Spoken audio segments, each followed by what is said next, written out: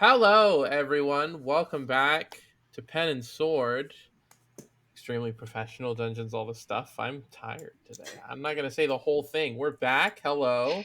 Thank you for being here. Right off the top, don't laugh at me. Right off the No, top, it's funny.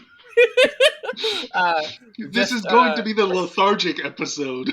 it's true. Oh, we're also yeah, it's true. Yeah. There's shopping episodes. This one's going to be like siesta episode. Yeah, exactly. see. Four hours of us just taking naps. It's true.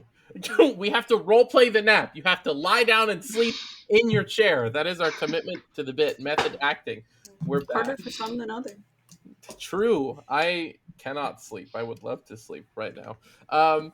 We're back, I said, for the 8th time. Just to lead off, just to start. Taka won't be with us today. She was feeling very unwell, so she's not here today.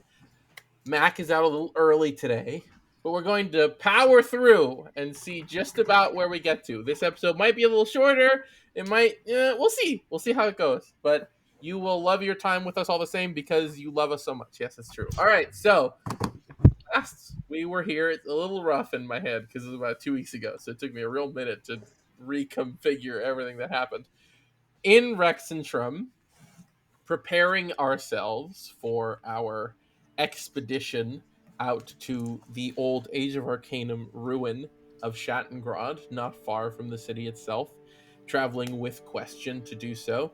You came to meet with the High Curator of the Cobalt Soul of the entire organization, Udalafon. They run the Rexentrum Archive. You spoke with them, had a bit of a conversation, and learned a bit about how they feel about their partners overseeing the Shattengrod ruins, the Cerberus Assembly, and you were taken to meet with the Archmage of Antiquity, the new Archmage of Antiquity, replacing the old one who passed relatively recently. Much of a shakeup in the Cerberus Assembly, as you've come to learn. You met with Helena Autumnbrock, this new Archmage, and a known person to Nimra. And you were brought before their home in the Candles and allowed inside and had a brief meeting. I will say, AJ, the one thing that was real rough was how much everyone was saying they were both upset you weren't there and glad you weren't there for that conversation. Wait. Let's pull back the curtain. I didn't get the recording. Like, I know I've been busy and I didn't ask for it, but I was kind of hoping like it would just show up in an inbox somewhere. And That's fair. now I'm going to be entirely lost because I think, was Rick in the room? You were. Oh, great. Yeah, no, this is going to be awesome. I'm going to have... fill you in a bit. I'm not going to... Okay. So, you fill in Rick as much as everyone else to remind us. We sat in Helena's living room and had a bit of conversation over tea. There was a wizard dick measuring contest between Nimra and Helena at the table as they it was a back and forth with all of you but just as much with Nimra specifically. If I recall correctly, it was picking up the tea and then mage handing the tea and then wasting a high level slot on telekinesis to pick up the tea without a mage hand. It was that kind of escalation as they were talking. And Helena was grilling you guys a bit, interrogating you a bit about your intentions, your plans there. Why were some of you not associated with the Cobalt Soul if the Cobalt Soul typically doesn't work with outsiders? And you gave her an answer, and then she grilled you further on that because she didn't seem very convinced.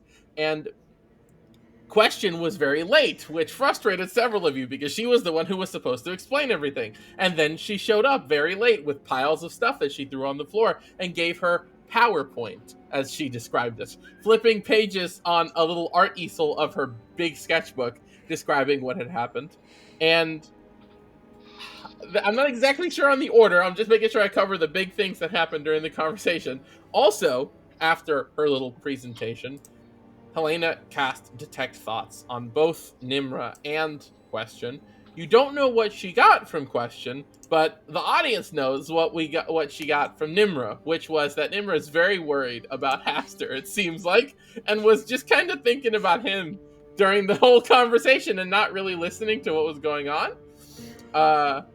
And now I do need you to remind me a bit, because there was more to it than that. If you remember, I don't remember what the latter half of the detect thoughts was, because she started what she did.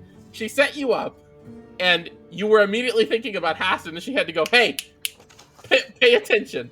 No, that wasn't how it opened. Number 2 was Haster. It was a Oh, different initial first thought. which was? Do you remember? Somebody roll back the tape. The spell. You It got was it somewhere. the magic, the spell that they want to create for. Yes. Right, Yeah. that's right. That was the other thing. Yes, the spell that they wanted to create for Melancholy about Haster and his whereabouts and whether he's okay.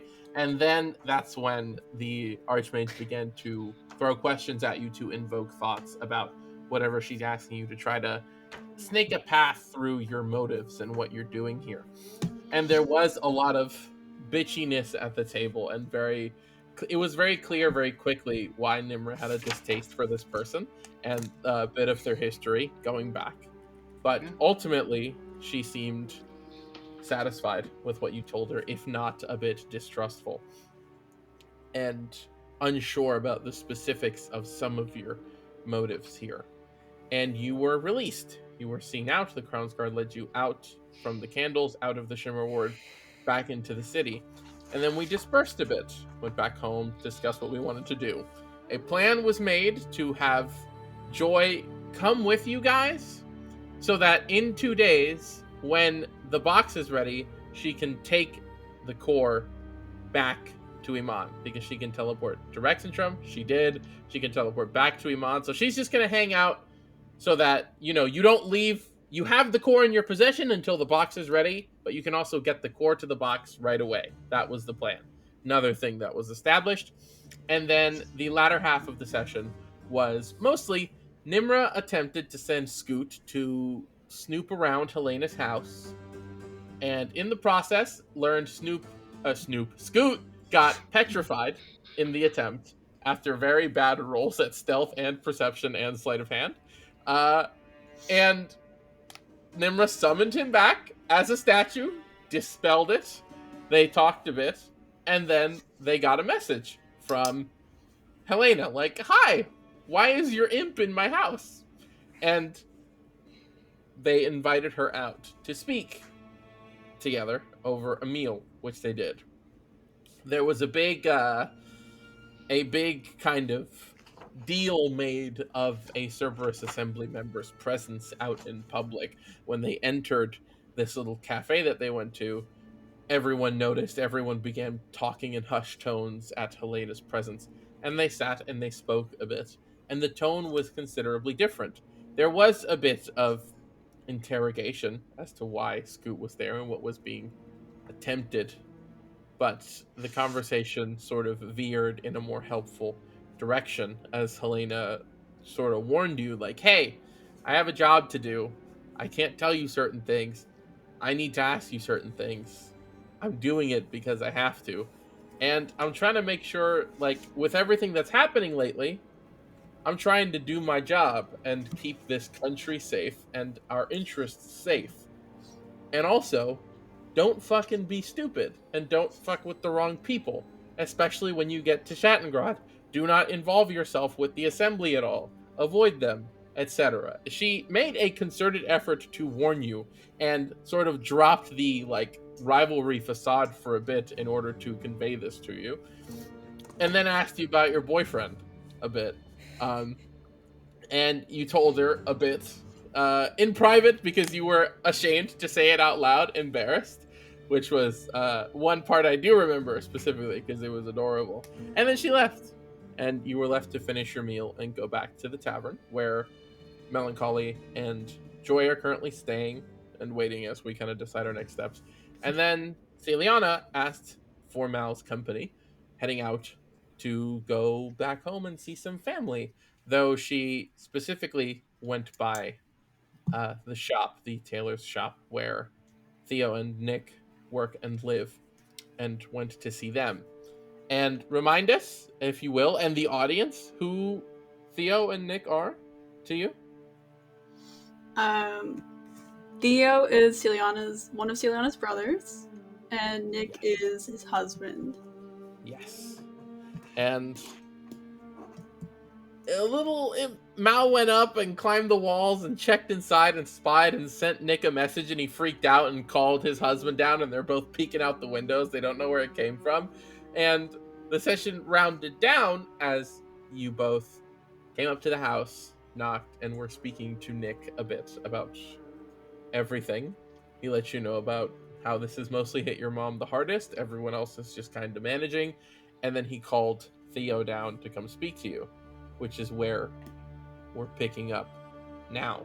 In their home, nestled in above on the second floor of the tailor's shop, he called out and you can hear the footsteps coming.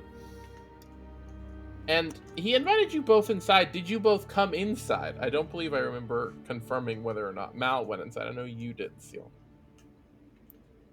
Yeah, I went inside. Okay. As you both kind of find a place to put yourselves set up.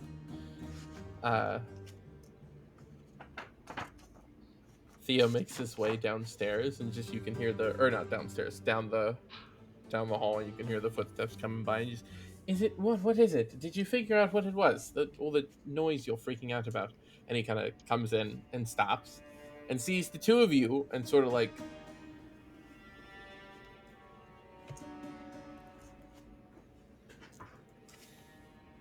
Sorry. There are so many better ways to do this, by the way. Just. I know, that's what Nick said. I'm just, knocking, sending a letter. That sort of. She tried to send a letter.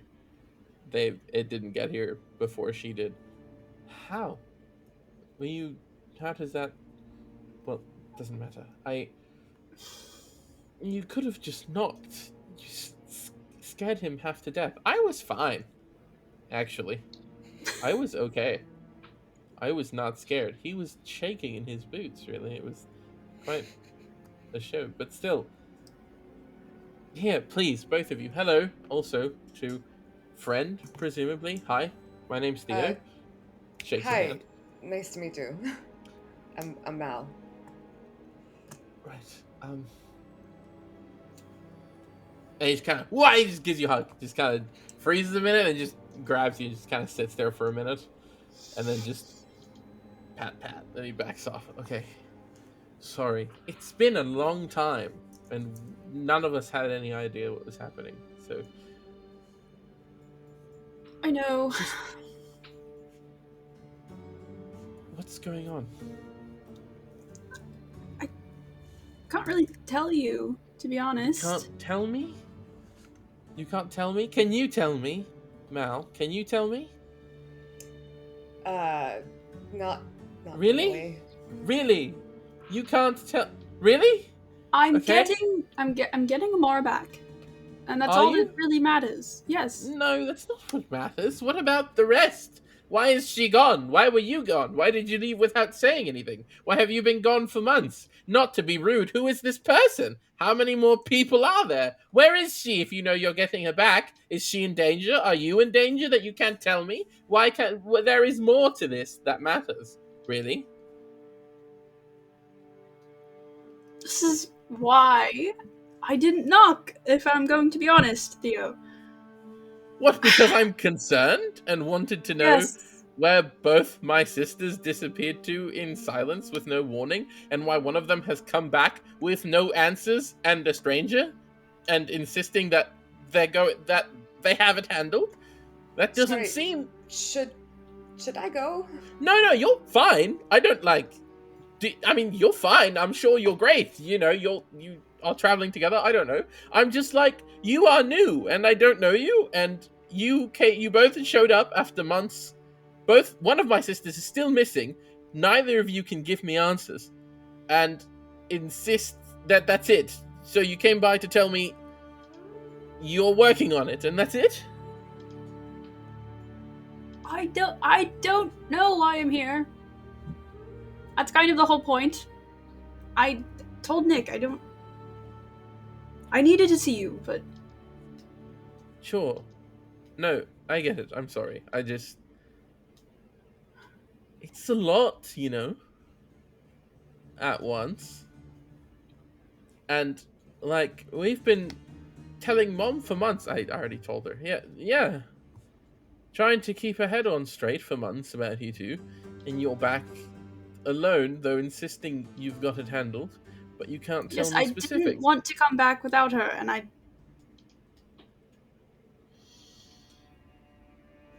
that's why I didn't want to come back. No. I know, but, like, what am I supposed to tell her now? If I go near that house, she's going to read it on me immediately. And I'm going to be so fucked.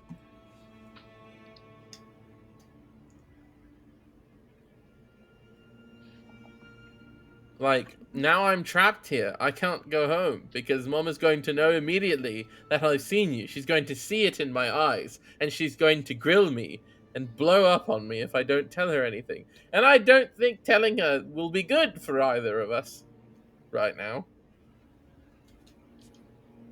Not to stress you out worse, but this is a delicate situation. And now you've implicated me in your family crime. I was only trying to implicate Nick.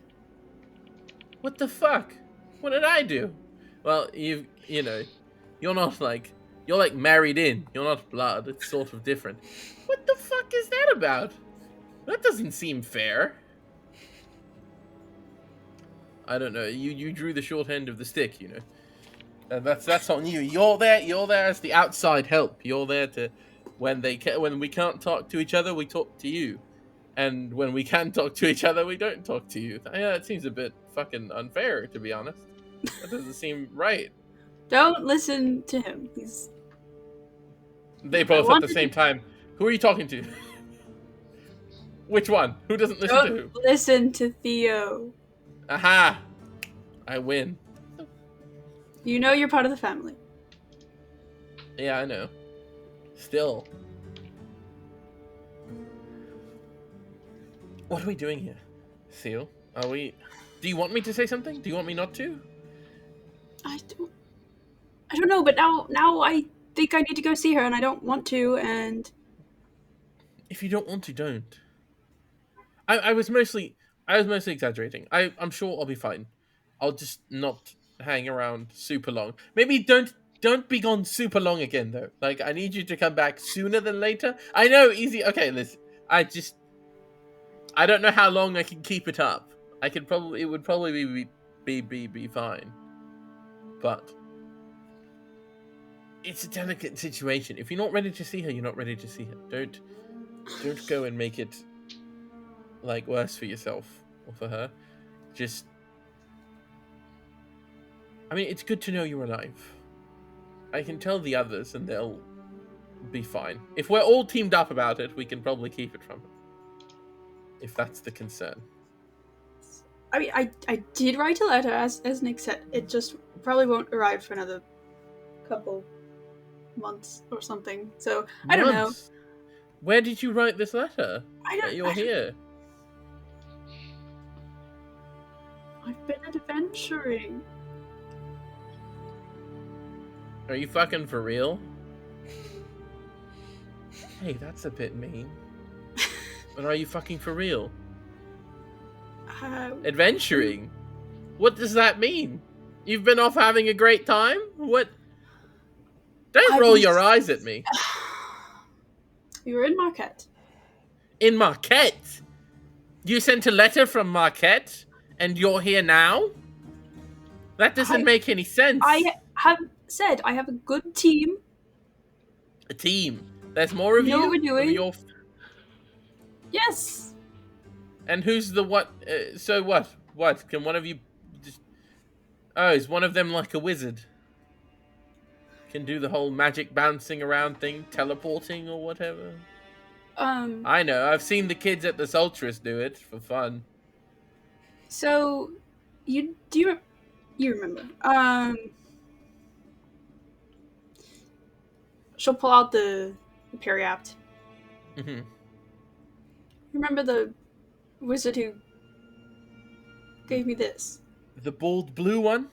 That looks kind of like an alien. Yeah. Mimra. Right. Mal lets out a just an uncontrollable snort of laughter.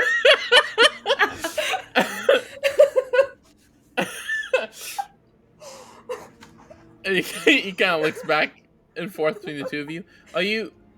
You're adventuring with them? Yeah. You know, I just sort of came as moral support. I really feel like I shouldn't be involved with this conversation. No, I'm sorry. I didn't mean to like put you in an uncomfortable position. We don't have any good food. Clothes is more my thing. I can make you a nice sweater as an apology for putting you in this position. No, it's fine. I need to calm down. It's all right. The point is that you're alive and you know where Amara is, so you're working on it. That's a good thing. So it's fine. So what? The alien wizard is bouncing you around the world, continent to continent, but you sent a letter from Marquette and then just came here? So the letter will be here in... When did you send the letter? How long ago? Like... a couple days ago? Couple days? It's not going to be here for weeks. I... That's fine, though. No, that's a good thing. All we have to do is keep up the charade for a couple of weeks, and then the letter gets here, and it does its work, and then we can be like, oh my gosh, Mum, look, it's all right. It's fine, actually. They're great. They're going to... Did you say that Amara is safe in the letter, or did you be honest about it? I said I was going to get her. Okay. Oh, that sounds good. That sounds like you already know where she is. Perfect. Okay, we don't have to say anything. That's great. That's good. I will collect myself. I will figure it out. I will go talk to Dad. I will make sure Karen's not here right now, but I will make sure Winnie's on the same page. Nick, you are on the same page. I'm on the page. Yeah. Okay. And we're good. We'll just get together and we'll... I don't think you're like, good. all right. I'm good. I'm great. It sounds like you're panicking more than I am, and maybe I should just go see her. Because you've been fucking gone for months, and you showed up with an adventuring party that includes an alien wizard, and it's all very confusing. Okay, it's a lot, but I've got it handled. I'm going to sit down and take a breath and work and figure it out, and I'm going to have a fucking tequila and calm down and relax. And I'm going to relax tonight, and then tomorrow I'm going to deal with it, and I'll be fine. So, don't do anything stupid until then. You know what? It's better. Don't go see your mother. Don't go see Mum. Don't go see anyone else. I'll handle it. I'll get the family together, and we'll do the parent trap.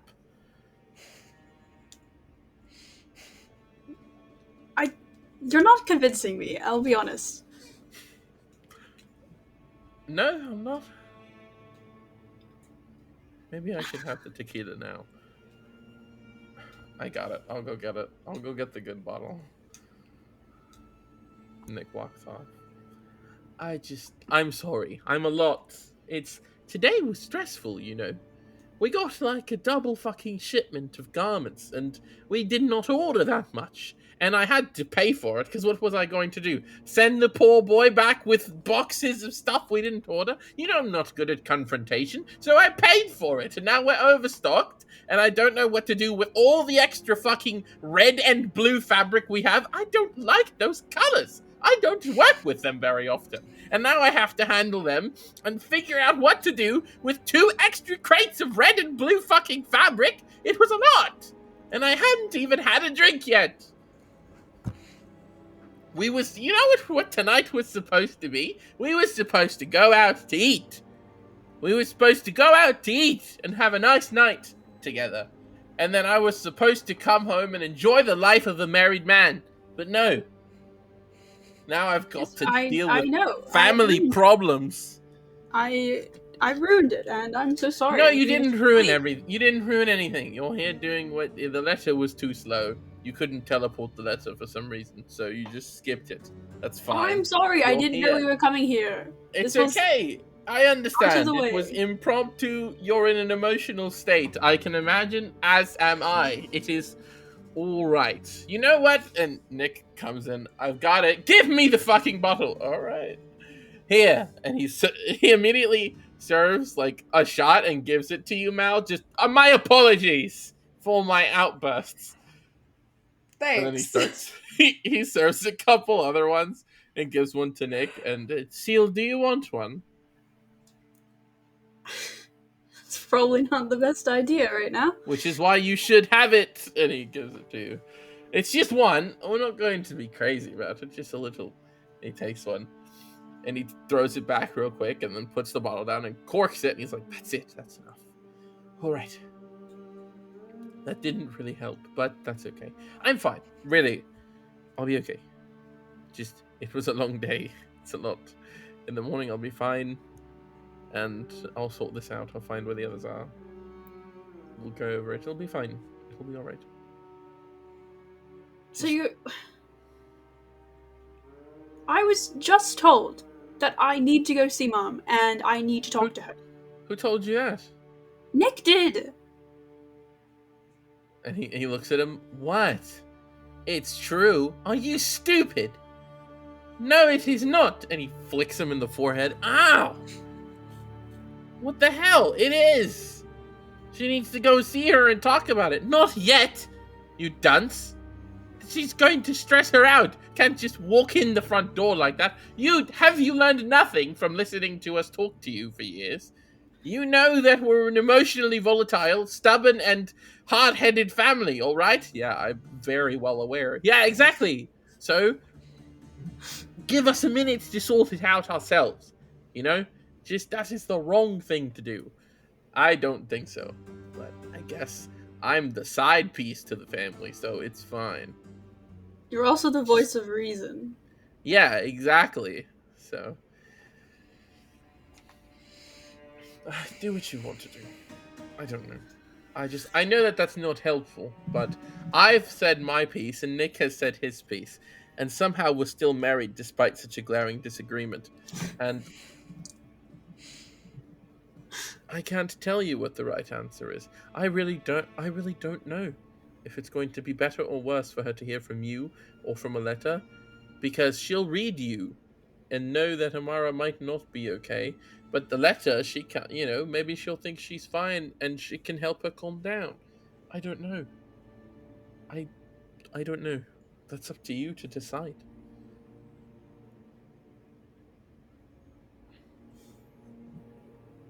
I don't want to decide. Then I'll do it for you. He pats you on the shoulder. Go back to your friends and do what you need to do to get her back. And I'll handle this. And when you get back, we can talk about it. If Amara still isn't here, we'll figure it out. And if she is, then problem She's solved. going to be here, so... Alright. So then just go do that.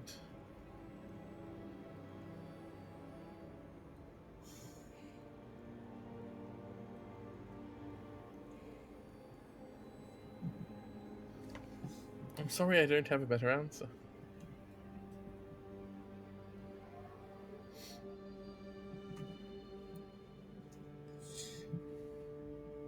She really not left? No, she makes Dad bring her things when she needs them. She walks around the house. She's not like bedridden, but she hasn't left the house, no.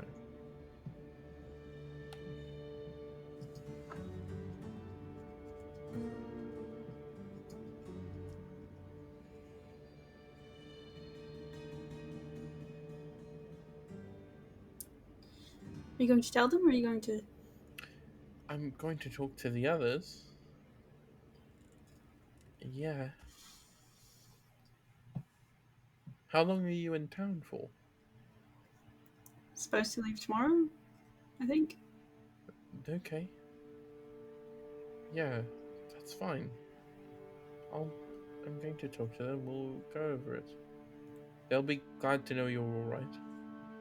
Yes, and then they'll turn around and be like, "Oh, why didn't she visit me? I'm important enough to be visited." And Well, no, obviously they're not. I'll manage them. It's fine. I'll bring Nick. He'll manage them. Yeah, I guess. Family therapist over here.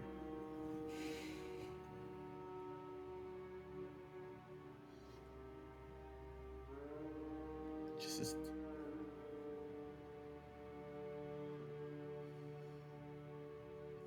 don't. Whatever you're doing is clearly stressful. Don't make it worse.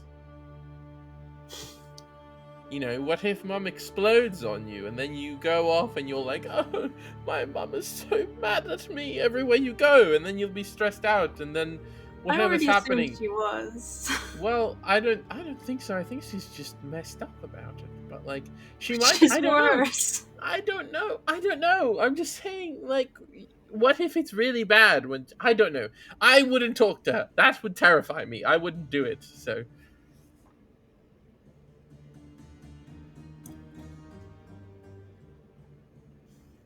Okay. I do have a question. Yes.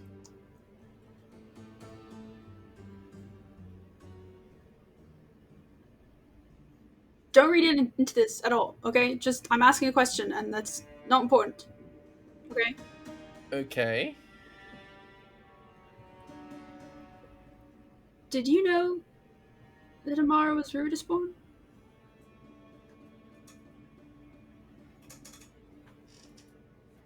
No. Should I have? I didn't. I don't know. You didn't? Okay. I was here like, ooh, did I miss something important? Obviously we did, A bunch but of years ago. I don't know. I didn't know that. Does that matter? It's not at all. It's not important, like I said. It's just a question.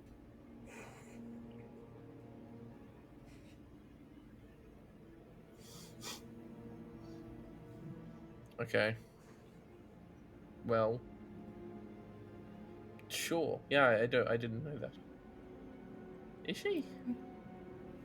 Did you wed? Apparently. It's fine. I'm not supposed to ask more questions. I don't know. I don't know if there's a way to ask Dad, but I don't know. Why didn't we know? I know we don't believe it, but I mean, if anyone knows, it would probably be Dad. Maybe they kept it from us? I don't know. that's the question. Okay. Yeah, I mean, I can ask him. I can send you a letter that he'll and you can just come back and I'll tell you before the letter gets to you. Probably. But yeah, I can. I mean, she's the oldest of us. Maybe it was something they just didn't tell us. I'm not sure. I'd have to ask. I sometimes you have to ask because I don't know if I just missed something and I just didn't think about it and everyone else knew it and I didn't, and then it's just like, Yeah. oh, you're an idiot. No, yeah, you're fine. I had no idea.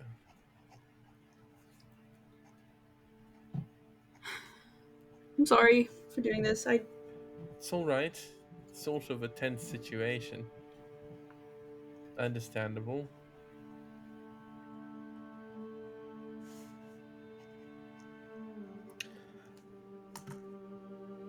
Alright, yeah, I won't ask more questions. I won't ask anything else. What do you do, friend of my sister's? What is your adventuring party role? So that we're not strangers. Oh, I'm really good at being sneaky. Okay. And That's good.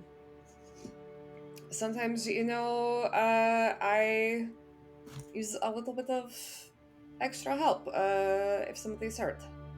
Oh, okay. Cool. All right, that's useful. That's good. She's not very good at being sneaky, so that makes sense. I'm Thank kidding. you. She's pretty good at it, actually. Better than most of us. So that's good. Okay. And then you have the wizard who teleports places. And is that it? How many of you are there? I'm curious. There's a couple more. Okay. I'm allowed to ask about this, so you won't tell me anything else. I'm going to get that before you leave again. Who else? Who are they? What are they?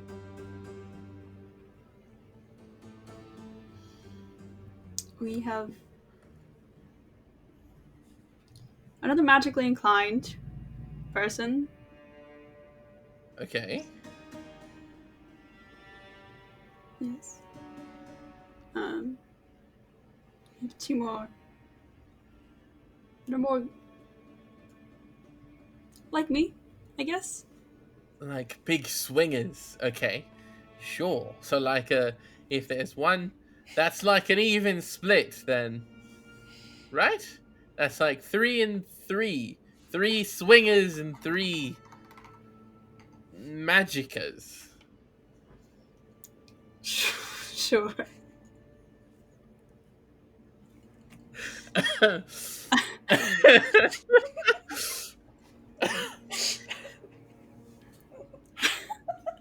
Back in. Sorry. It got me. All right.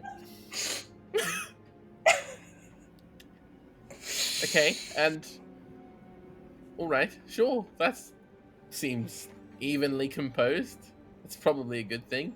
Are you the only one who does the fixing people when they're hurt thing, or is that more of a widespread talent? Well, we've got a friend who's pretty good at fixing people up too. Okay, well that's good. You know, That's we try useful. to work together well. You know. Yeah, all right, good. That makes me feel marginally better about this whole situation. Because, you know, everybody knows you can't have all swingers or all shooters, you know. It's got to be sort of evenly split. You've got to keep it even. I don't know why you even try. You were never interested in any of this stuff. That's not true. I found it interesting. Mm-hmm. You know, when Karen comes by and he's like, oh, I did all this stuff on this ship. I'm very adventure-y and this people, you know, I listened to him and his stories and stuff. I was interested. And Nick is behind him like, whatever, I don't need to justify this. I'm just trying to make sure you're fine. Okay, got it. That's all the questions I have. The rest of them know what they're doing. I'm kind of the one that doesn't, so don't worry.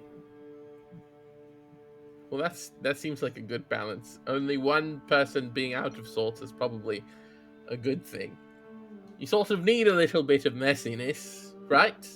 Is that how it goes? I don't know. This is good. This is good. This is a good thing. This is a good thing. A good thing. It is. You're fine. And you have a team of people on the case, which is a good thing. Yes. And one of Even you if can... I wasn't fine, Amara will be. No, I don't like that trade. I was actually getting somewhere better, and you brought me back to somewhere worse. I don't want you to I'm not just be saying. fine. In exchange, there's no trading. There's no trading of family. I would like both my sisters back, please. I don't want to trade one for the other. That defeats a bit of the point. So don't go and die or do anything stupid. Just don't do that. Don't let her do that. Don't do that. Right? And don't say anything else before you make it worse. Don't do that. Don't tell me about whatever. Don't. I don't want to ask. I don't want to know. I am getting stressed out. It's fine. She's really late for you to be coming into my house and saying such things to me. You know, I have a delicate soul. Yes, I know. You're not supposed to agree with that. All right, whatever. That's fine. Just okay. All right. Is that all? Can I go back to bed? I was about to put on my gown and my nightcap. It's very well made. It's very comfortable for sleeping in. I believe it. Yes. Sure. I even have a little candle holder for fun. I like to walk around like that. It makes Nick laugh. Still, that's not the whatever. Just like that's. Can I go to bed? I'm so tired now. Go to bed. It's fine. Just, are you sure? Actually, I'm not kicking you out of my house, but like, are you all right? Will you be all right? You're probably not all right, but will you be? I keep asking questions. I'm sorry. It's a lot. You're allowed to ask questions. I just don't want you to know too much. And Nick just kind of like takes his shoulders and just like, I got it. I'll calm him down. It's fine. Just, if you do need to go, if you need to do anything else, don't let us keep you. But I'll manage his emotional outburst for the rest of the night. It'll be fine. I'm not going to have an outburst. I'll be fine. Already had an outburst. I got it out of my system.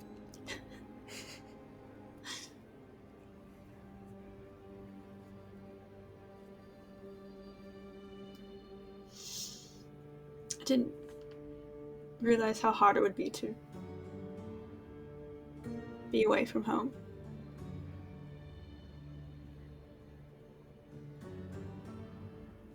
Yeah, it's not easy. Karen talks about that a lot. It's rough. And you're not used to it because you've never left home. So it's gonna be rough. I mean, you're doing something that none of us could do. Probably. Karen likes to talk like he's an adventurer, but he's not really. He rides on boats. He sails on boats. He's like an idiot. I guarantee you he's like a cabin boy too. He's not even like doing all that. No.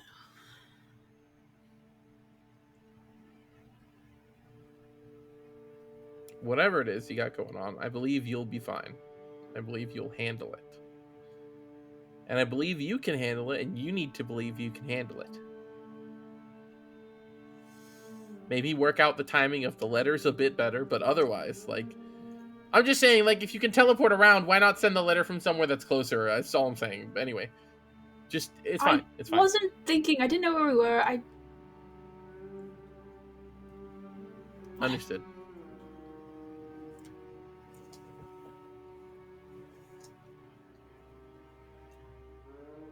Thank you for bringing her, by the way. She probably needed company. She'd probably be freaking out without you here. So just... And thank you for coming at all. It's not a bad thing. He's a baby. It's fine. I'm not a baby. This is a lot.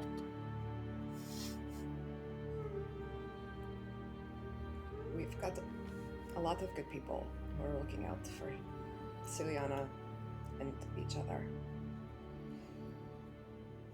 Good. It's the important thing. I trust that. I'm sure it will be all good.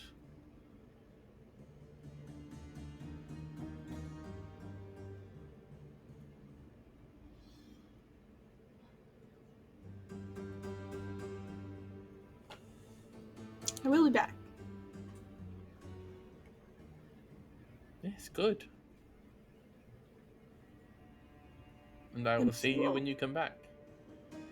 And I will see her when she gets back with you at the same time for no trades.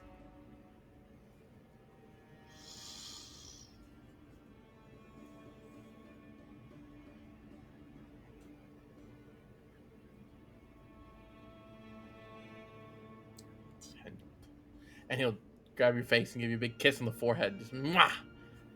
Now go and handle it.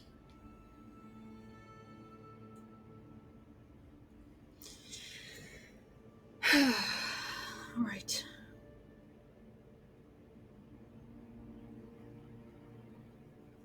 Sure. And he'll take he'll just go put this away. All right. He takes the tequila and he'll put it back.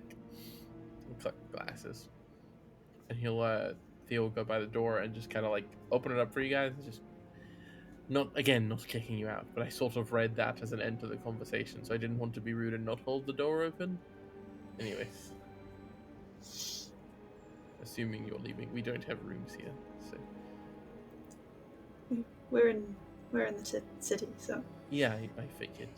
There was 6 of you. That's a lot.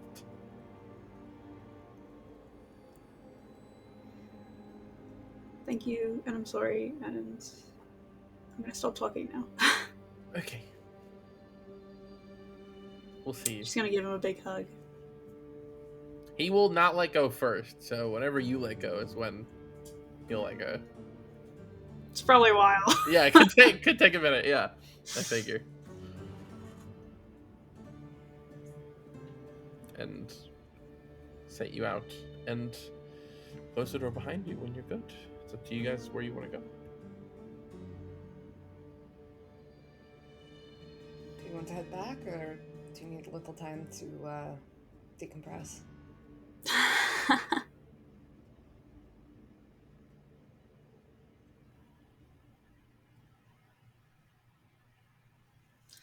I wish that had helped me figure out what to do.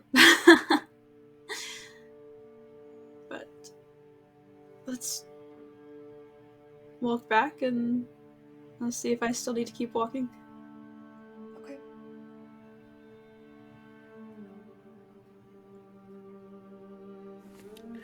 Make your way back to where we've all gathered for the night. And before we retire, is there anything anybody else wants to do before bed in the evening? Oh, I just remembered.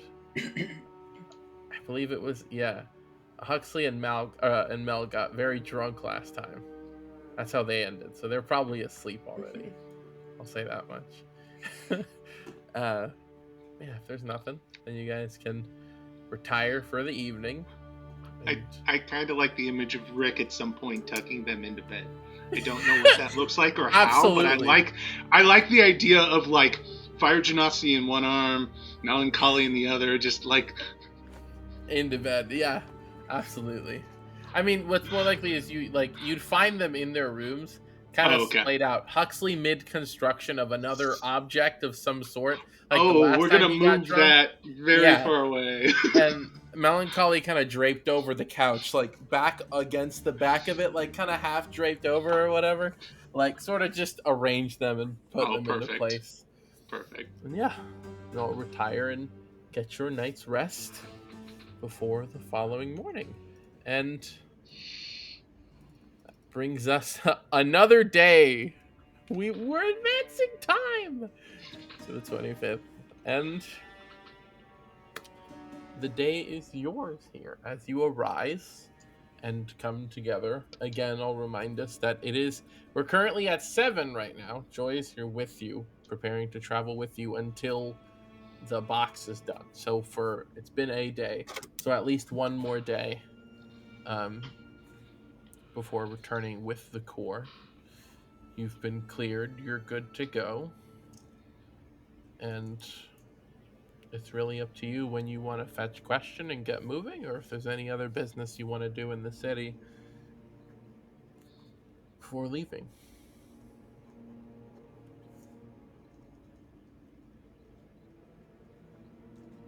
It's only been because I've been out for so long. I have no idea where I'm at. That's fair. That's valid. Takes a bit to get back into the space. But like I can't okay, so Rick has been dragged is a strong word. But Rick's been brought here as part of the team. He's not there's no objective. In fact, being in a place like Rexentrim, I imagine probably makes him a little anxious. It's a big city. It's got interior walls. I imagine if we're not doing anything, Rick spends most of the day casually on guard, just waiting for something to happen. That's fair. Just waiting for the other shoe to drop. Yeah, it is. This is a remarkably large city.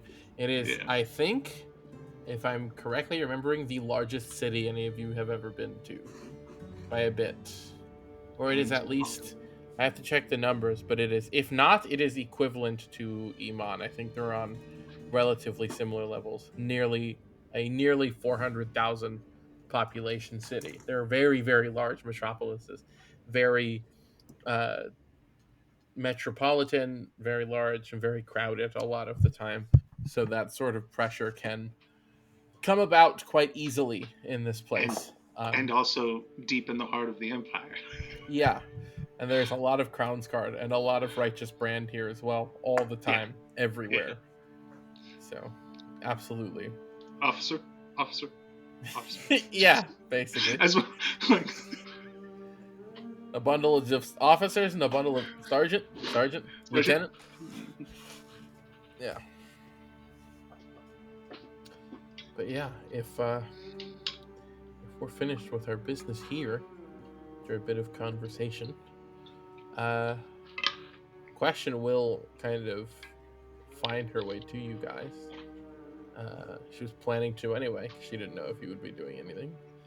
And wherever you've gathered yourselves, come by with a kind of comically large backpack, like a very big, especially for her, sort of bag, packed full of stuff. That bag is disproportionately larger than you. This is incredible. It is called glamping. We are glamping. This is what we are. We are glamp. Okay, yes. I did not know we were. I have all sorts of fun trinkets inside. They're very useful to make it more comfortable. I didn't have the stuff last time, or we weren't really traveling very far. I have the stuff now.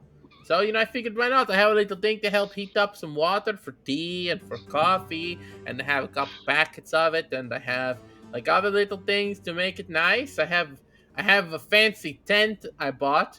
I saved up for it a bit. I have a fancy tent that puts itself together. It goes boop, boop, boop, boop, and it's all set up, so I don't have to do it. It's very nice. Rick glazed over at, like, right when she started explaining this stuff. Right when she was like, I've got this little fire. Boom. 1,000-yard stare. He's elsewhere. What do you mean you don't rub two sticks together until fire is produced? It's all very useful. And, and it'll be helpful for all of us. I'll share. We could have a nice time on the road. It's pretty safe around here, to be honest. It's not, the roads are well patrolled and stuff will probably be fine. So, I didn't overdo it with that stuff. Just a little bit of traveling on the road, a little bit of the wilderness, of the atmosphere, of the Zemnian countryside, and then we go into scary caves and big old ruins. It'll be very fun. Right? Do we all think it will be fun? Sure. Yes, that is why we are all here, to have fun. Well, no, but I know it's a serious situation for you guys, but you should be trying to have fun along the way. Otherwise, you'll be miserable the whole time. Every night, you'll be like, oh, I'm so sad. I hate it out here. No, you have to be like, you have to treat every day like, oh boy, tonight I get to make marshmallows on the fire again. You have to treat it like a good time every night, or you're going to be really sad when you get there. And then the monsters will know you're sad, and they'll be like, that one is sad. They are easy pickings. You can't do it like that. Rick puts on, like, a very creepy, forced smile. Okay, question. Let's move then. There you go. That's the spirit. It's all right. Oh, hello. Hi. You're new. Hello. And takes Joy's hand and, like, shakes her hand. Yeah, I'm here for, like, a day. That's all. I'm not coming all the way there. Okay. I won't ask questions. Despite... All right. If we're going, let's get going. And she'll just... like, she was sitting, but mostly leaning back with the bag, and then she just... and get up and go. I think it's entirely important, just for the sake of imagery as the party moves forward, to understand that the party is now almost entirely split in half with tieflings and non-tieflings. It's true. So it almost looks like there's 4 of us escorting a group of tieflings somewhere. I just think that's important that we all understand this moving forward. It's even, isn't it? It's 4 tieflings and 4 non. Yeah, it is. It is. I guess it does look like that. Yeah. Well, I always pictured Joy as looking like an academic, right? Yeah. And Question looks like an academic, right? Yes. Okay. Maybe a. And well, Melancholy doesn't look like your traditional bard anymore. No, very much not so. Mal is obviously armed to the teeth. Okay, so my image of this was wrong because what I was picturing was like less armed tieflings with like heavily, but that's not the way. They're all bookish. Yeah, no, unfortunately not. The well, now that are also split in that. Now that I'm thinking about it, there are 2 of us from the original party that are bookish and 2 of us that are armed. So actually, what it looks like is 2 parties of academics with their bodyguards traveling together. True, because that's Nimra and Huxley and Question and Joy being escorted by Rick and Mal and Celiana and Melancholy. There you go. Melancholy. That's an even split. Yeah, that's about some point. Oh, how did the 2 of you? Yeah. Okay. All right. Cool. Moving forward. So I didn't mean to stall us. I just had an image and I had to share it with the group. All right. So, leading you, walking at the front of the pack. She'd lead you out from where you're staying and kind of further north through the city, leading you out the road that exits the city on the west side, one of the smaller roads and avenues out. And hitting the road.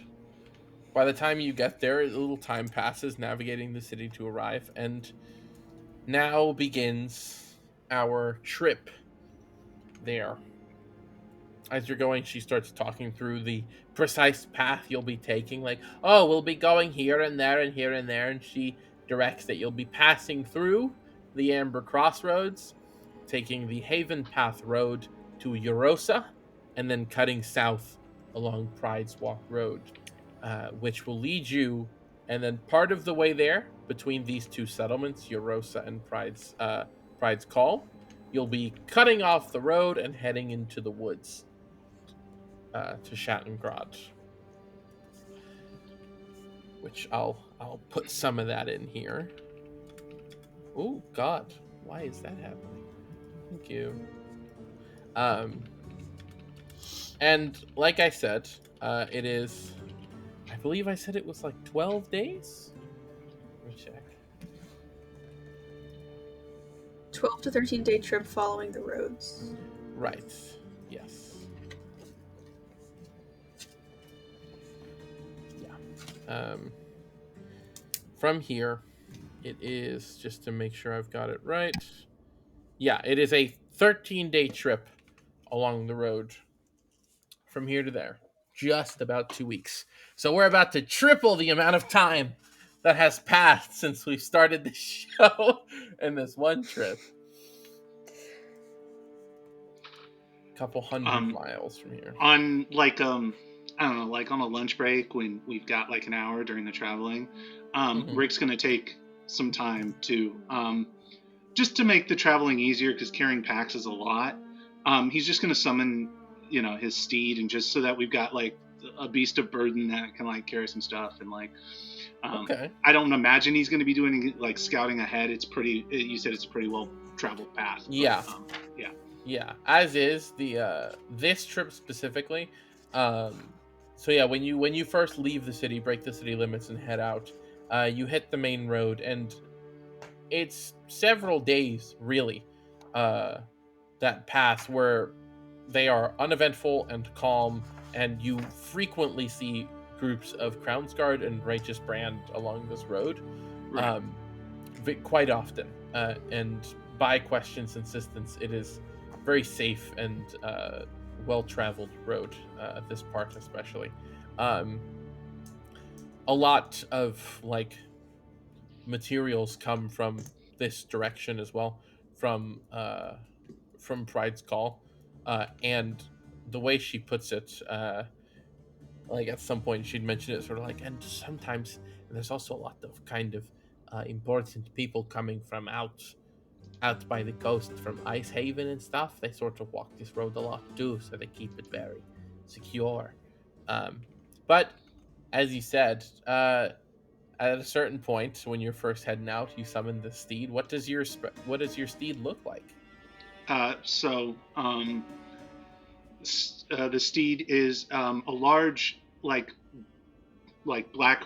I imagine like a large pitch black Clydesdale, like sort of long mane, blazing sort of red eyes that seem to, like in the right light, seem to almost like leak this sort of like crimson color down into the cheek. I actually have a picture of it. Hang on. Okay, sure. Yeah, so he's this very large creature because it has to be able to hold Rick's large frame. Kind of looks like that. Okay, I see. Sort of like it, fits his vibe. Yeah. Sort of, like the sort of protruding out and this weird sort of musculature about it. It doesn't seem to affect its gait at all, but it's very well designed that like it probably was a war horse at some point, and now he's just kind of like a riding steed.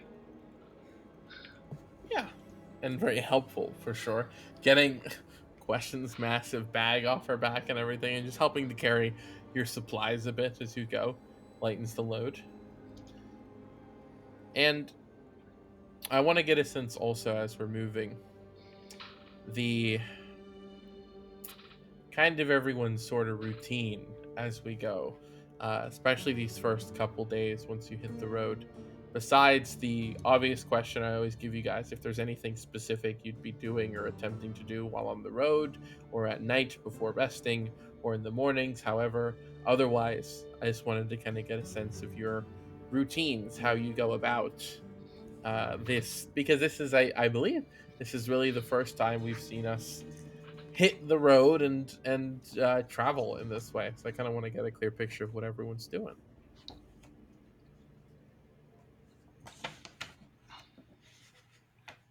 I don't know what the like day-to-day traveling looks like. I always kind of pictured Rick, especially when we were traveling, as sort of, he has an aesthetic, and despite the jacket he's wearing, which looks quite goofy, he takes his job very seriously. So there's this sort of like, is sentinel the right term? Like this idea that he's like kind of protecting our small little caravan.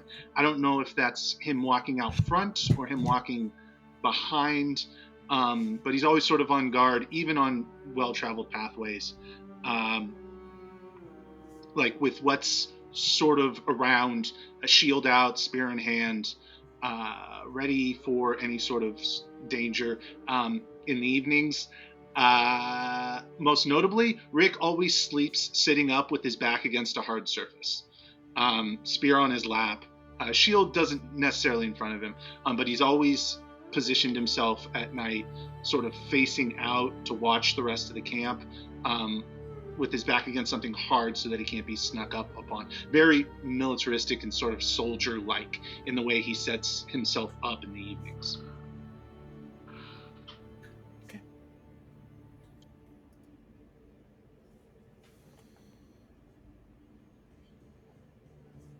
Nobody else has something they want to say first. I think Nimra is going to approach Mal, because I can finally get use of this first level feat that I didn't realize I needed to take. True. Yeah, I forgot we went over that. Yeah, that was... Yes. Oops. So, forgive me, I said it in the chat here, but my throat hurts, so I won't be doing a voice for Nimra. This is mostly just that way the audience knows, hey, I'm just going to be using my voice as is, so I'll have to differentiate when I'm speaking above table and adds the character. On so table. I think on table, there we go. I was going to say underneath the table, but then I realized it's probably not good. Yeah, I saw that. Yeah, that. No, I don't think I should say that one. Especially not for Nimra. But I think, based off of the conversation that happened in Rexentrum when they went with Seal to go to the Matron's temple, they realized that, okay, if I want to get this spell done, I have to see if I can either call upon any sort of divine fonts of magic, or see if I can watch that divine magic being done. So I think in their head, if there's any sort of downtime, they are going immediately over to Mal to kind of look through and watch, and then maybe practice.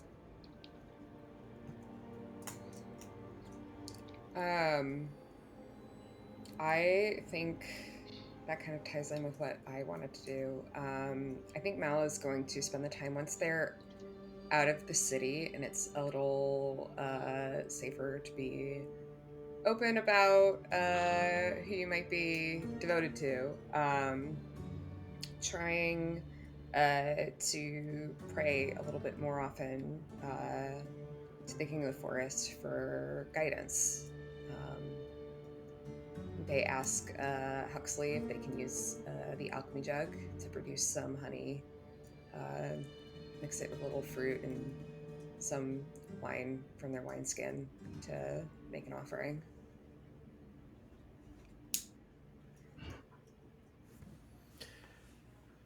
Very easily, it sort of produces a little crowd of oversized moths that kind of gather and just on it for a while, take their time with it.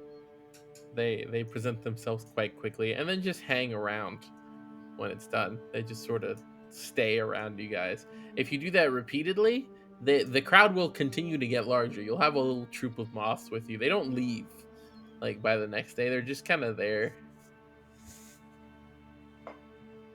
This is weird. Is it? I think that's Yes. kind of cute. No, this is weird. Rick, This is did you forget? abnormal. Mal can talk to moths. I give one of their fuzzy little heads a little scritch. That is new information for me. They're like I that's like their whole Talk thing. to them. Like I don't can't? speak moth. Well, No. I actually think I can. Do we want to actually know what they're doing and why they're following us? Yes, I do want to know that. Go ahead So and finish bad. what you're doing, Mal, and then I will cast Speak with Animals and we'll talk to a moth. I think each night as I make them a little bit more of the offering, I'll whisper to them my prayers to the king. Are we doing the right thing? Are we on the right track?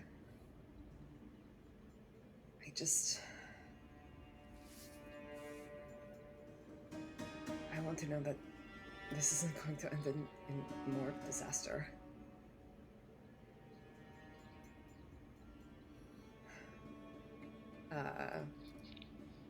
And as we travel, I'll let them rest on my shoulders. Or wherever. I suppose if there's a lot of them. They'll kind of take turns. They'll sort when there's enough of them, they kind of make like a little cape, a little shawl of moss that sort of just hang on you.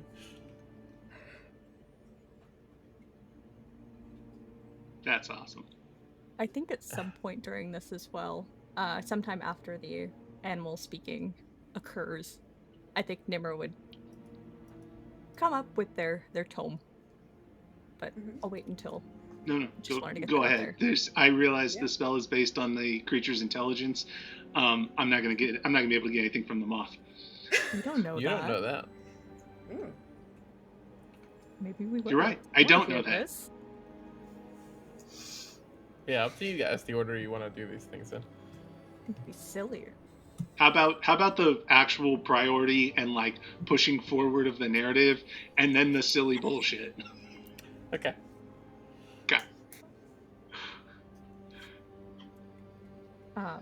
So Nimmer will say,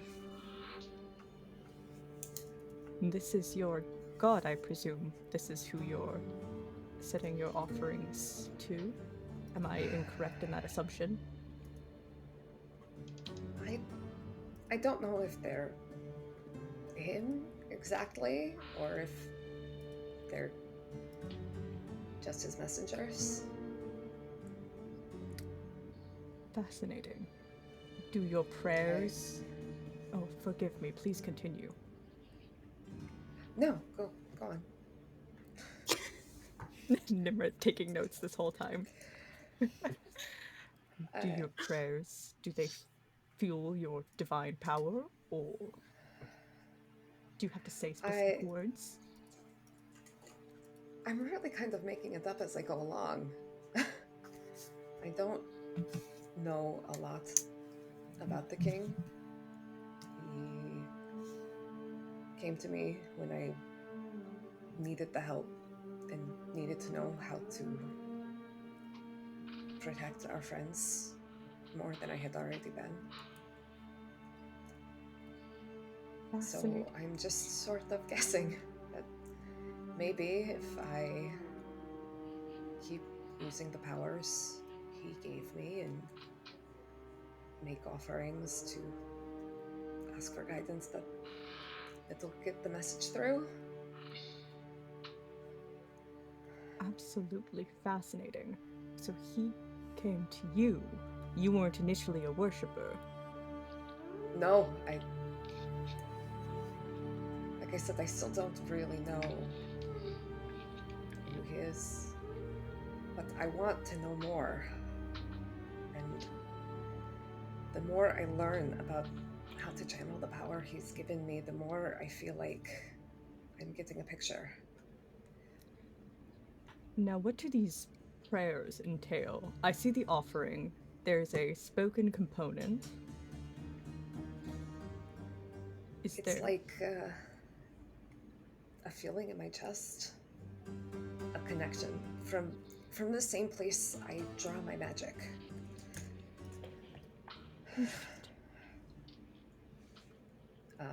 And I hold up the moth pendant. Has my pendant been doing anything as I've been making these offerings? Yeah. Like it hasn't passed? Yeah. Anytime like the moths have, since they've showed up and clung to you, the eyes glow a little dim purple at all times.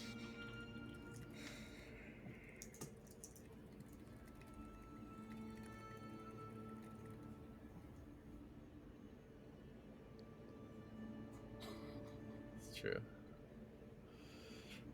Do you have to have the iconography of your god? Was that bestowed upon you? Have you always had it? No, he gave it to me. The night he offered me this power. And I don't know if I have to wear it, but I haven't really taken it off since. Fascinating. Would you mind, perchance, telling me a little bit of how your prayers are structured? I'm curious to see if this is something I can draw upon. I don't really have a structure. I'm just sort of talking to him, I guess.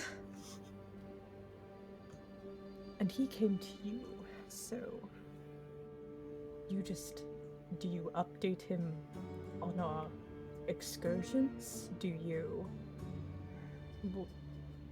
tell him about your day? Do you ask for forgiveness? I'm unsure as if what the conversation entails. It's more like asking for guidance. Not all the time, but just trying to know if I'm on the right track.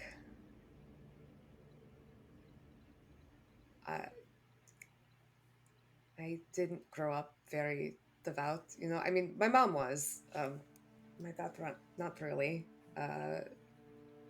So I'm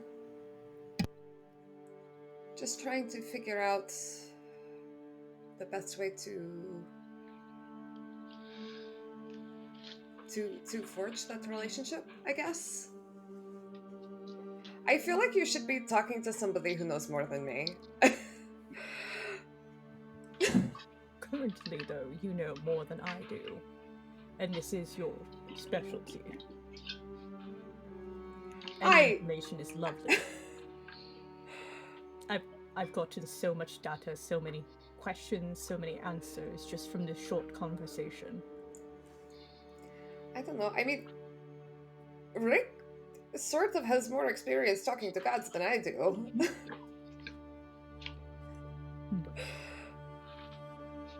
True. But is his power purely divine? Radiant, one would say?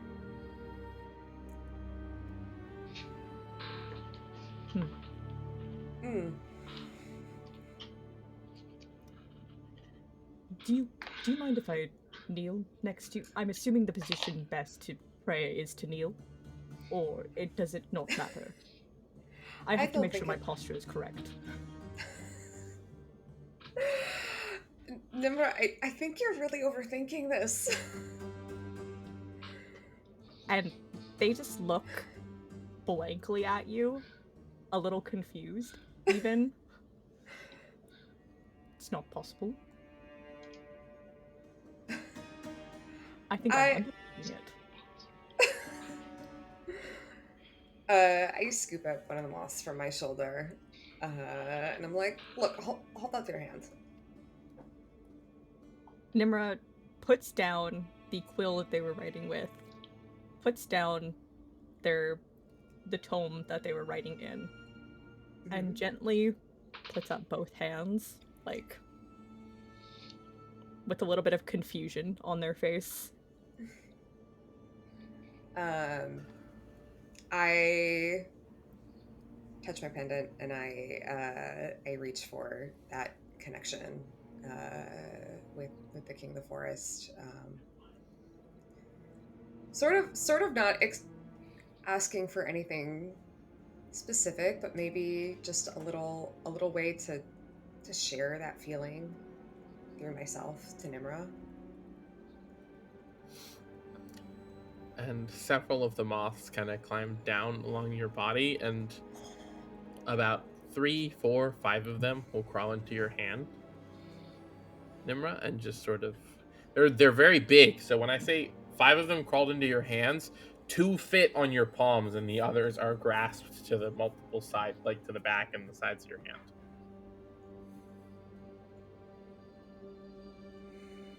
Curious. Is this you controlling them? No. I wish I would have kept one hand on my tome. This is fascinating. And they're spending They're their kind time of fuzzy, just, like, though, looking right? around. If I had a spare hand to pet them, I would. I can feel their legs. And I wish I knew I, the player, was better at remembering bug anatomy. Would have been great right here. Oh well. We can pretend that Nimra knows what they're talking about. Insert schematic of moth on screen. Exactly. For the audience. You just hear them looking at it and droning in like a quiet voice of, as if they're reciting flashcards of the anatomy. So good. And I think at this point, did Nimra feel anything other than just the fuzzy of the moth? Not immediately. Okay. I think if they don't feel anything, they are going to put their hands back over to Mal and pass the moths back to them. And I think they're going to maybe be a little frustrated with the lack of the feeling, and they're going to go for it themselves. So I think they're going to offer up a quick little prayer, get to anybody that's looking on, I think they'd look very unsure of themselves. Like, maybe they'll put their hands up for a second and then put their hands down because Mal didn't do that. Maybe they're gonna clutch at the Cobalt Soul on them, but then they're gonna maybe put their hand away because, like, that's not exactly something that they want to do. And I think by the end, they're just going to put their hands in their lap, close their eyes, and offer up a quick prayer of guidance. And in this case, in the same way that Mal had recommended, they're going to offer up saying, to anybody that is listening, please hear my pleas and guidance to create this spell. And this is... Did you separate yourself? Are you in private? Did you sit down and do it in front of everybody? Is this Absolutely. at night? Is this by the fire? Is this... Give me a clear picture of the environment where you are, your distance to the others, your place at the camp when you do this. Nimr does it immediately after passing the moths back to Mal. So they are almost in front of Mal directly. I assume the two of them are facing each other with Nimr kneeled in front of them. And however far Mal had put these offerings out from camp. I think probably just on the edge of the light from the fire, a little bit back from the road for some privacy, but not really far away from everybody else.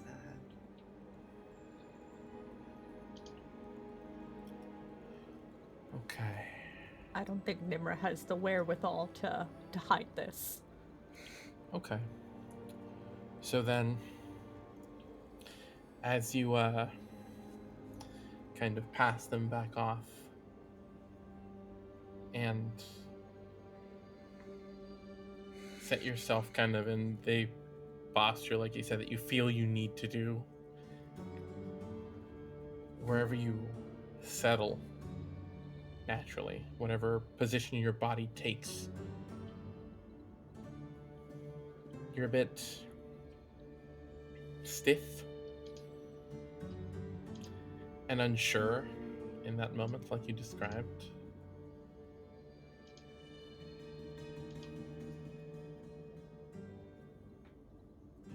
And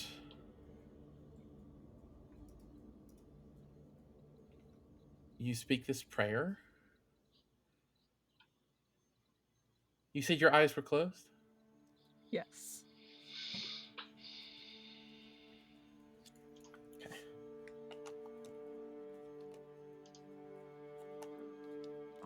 I'm so nervous. I'm sure it'll be fine. Find out. It'd be great. And you speak this and you wait. And for a moment, you hear nothing, you feel nothing. That frustration creeps back into the back of your mind, like, isn't this supposed to just work? And this moment stretches out. For the rest of you, Mal, at the very least, I know you're watching, being right there, the rest of you as well. This is quick.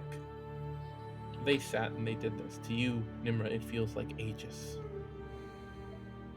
And just as you're about to kind of open your eyes, and just as the thought creeps into your mind, just as you're about to think, well, I guess I should go back to the drawing board on this,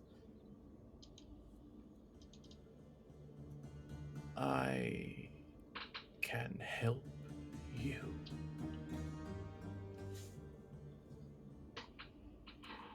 And that's it. In and out, a presence in your mind that wipes away the thought you were about to have. You forget it. And a cold over your shoulders. And the words fill your head, and they are gone just as quickly.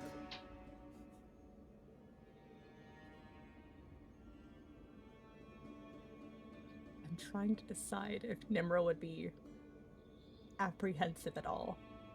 And I don't think they would be. I think, if anything, they would be relieved that they got a response, and maybe even excited that they were willing to help. So they will keep their eyes closed and ask, who am I please reaching out to in help? I would love to collaborate.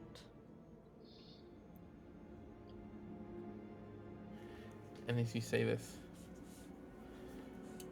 I'll say that this entire time, Mel, you being so close, the moths, there being so many of them, kind of surround you. They've been kind of on Nimra as well, sort of like around them, because there's just so many at this point, up on their legs a bit, and just kind of around them. And Nimra, you feel just a slight chill again. And all of them, Mao, you see they're off. And they back off. Whoa.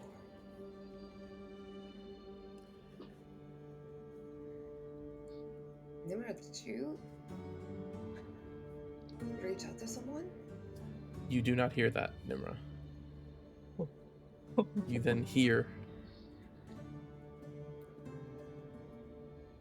you want answers. I can give you the secrets you seek. But then you owe me. You're mine.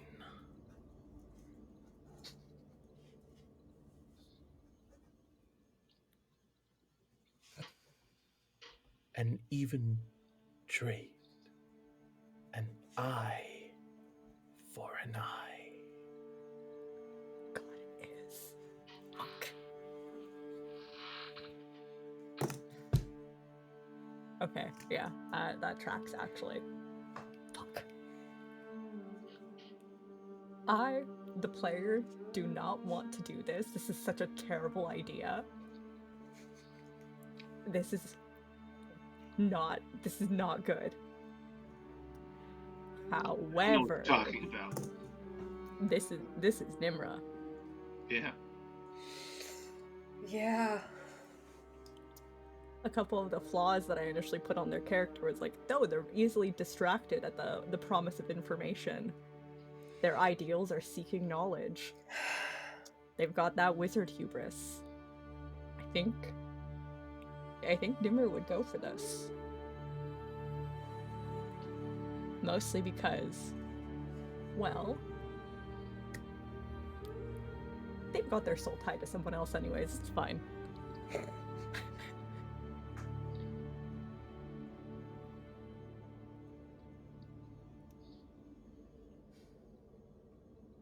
What does ownership entail?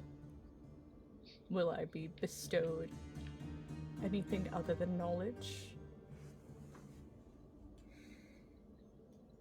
Will I be acting in your name? How much how much devotion will you require?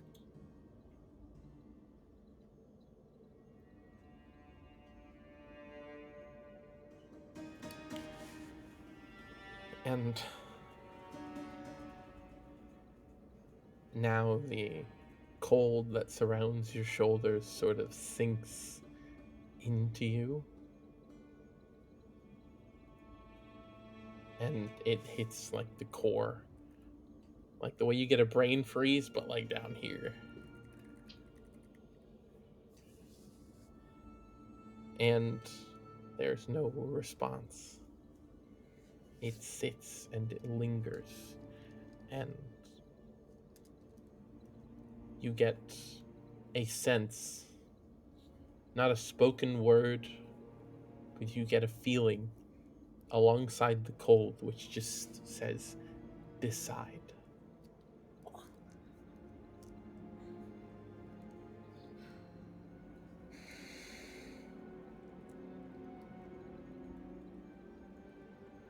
Nimra is famously smart, but also famously true. just as stupid.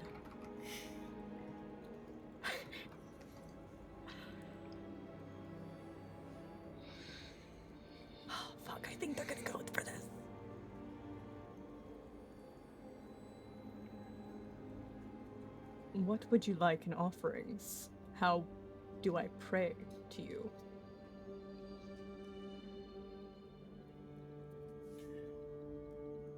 And the feeling is gone.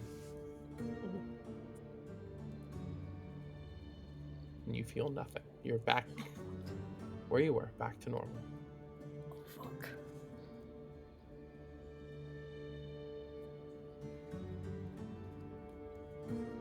Have I noticed anything like going on in the space between my question and now? I mean, Nim, are you speaking this stuff aloud? I don't know.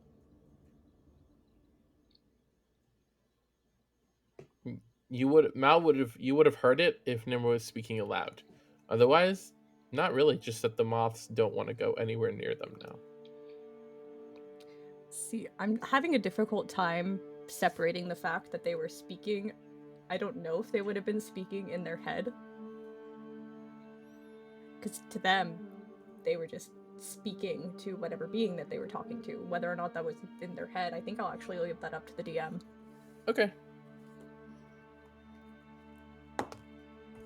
It was in Or your the head. dice. Okay. Okay.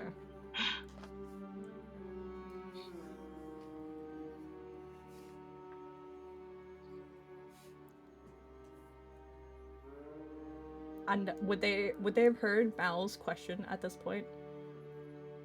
Well, when you come back out of that, the question's already been asked, so you missed it. Unless Mal speaks again, then yes. Like, Mal, if you attempt to make a move now, yeah, like, you'd notice kind of a change in body language a bit, but you wouldn't have heard the question initially.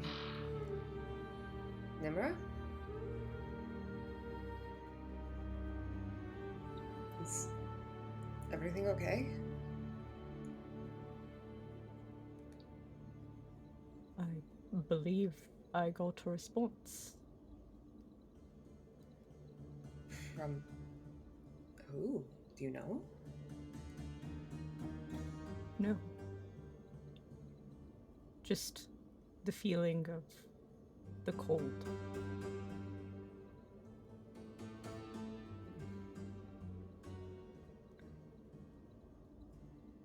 I know not if I established the connection, what it took of my decision.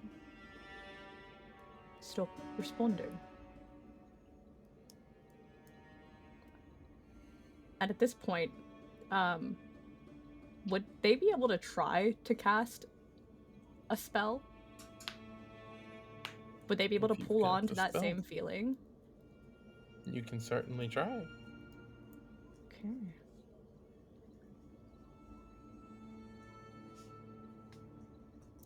I know how I want to play this. They're going to try to see if they can heal themselves, or if they can pull up anything to heal. And they're going to try a first level inflict wounds on themselves.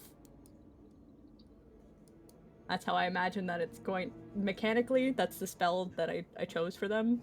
Oh, so good. Thematically, I think they don't know what's going to happen, and they're just going to try to call upon that same sort of divine magic and have it express some way on themselves. Okay. And you'll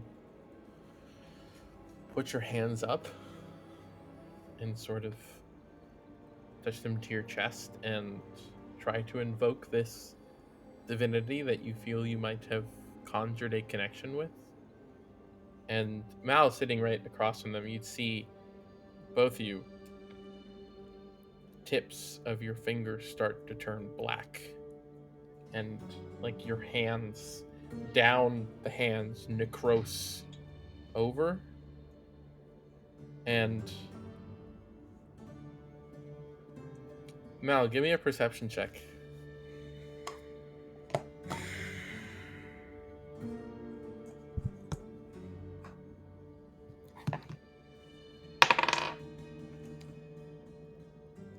Uh, 16. For a second, right before this happens, you could swear there's an eye in the back of their hands. And then poof! And you are poof, flung back. several Holy feet tumble back shit. onto your ass, and your chest is burning with pain. And go ahead and roll the damage, just so we get an idea. But you poof, and it is, you can feel the skin beneath your clothes rotting. Oh, great. That's gonna be fun. That's 2d10. Yeah. 18. I rolled well. Fucking. Yeah. No, wait, no. I rolled a percentile. It was a 10 on the percentile. So, 9. Yeah. There you go. I scramble after them immediately. Holy shit, Nimra, what the fuck did you do? And I immediately cast Cure Wounds. Okay.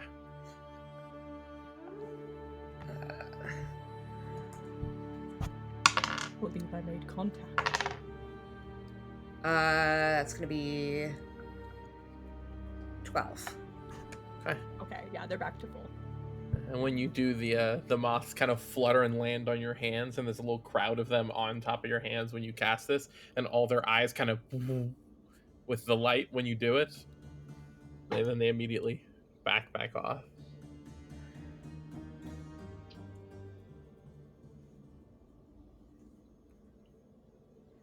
What the fuck was that? I don't think my powers can heal. Why did you do that? What did my hands look like? Can you describe it to me in detail? And Nimra crawls back over to where their notebook is previously on the ground from where they were shot back from, and just starts writing down all of the information on what they felt when they used that divine magic, what happened. They're gonna be asking Mal so many questions. They turned black, and I thought I saw an eye. It's like they were rotting. Would you call that necrosis? And I then, guess. can I make a check to see if Nimra would recognize that being necromancy magic?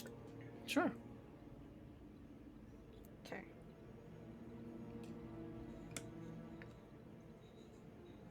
$21. Yeah. Perfect.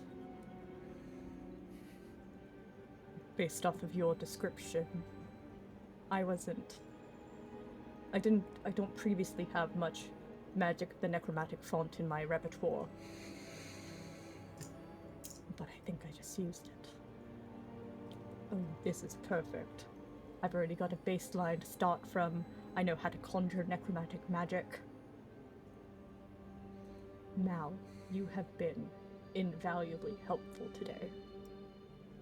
I feel like I just made a breakthrough. Yeah. Glad I could help.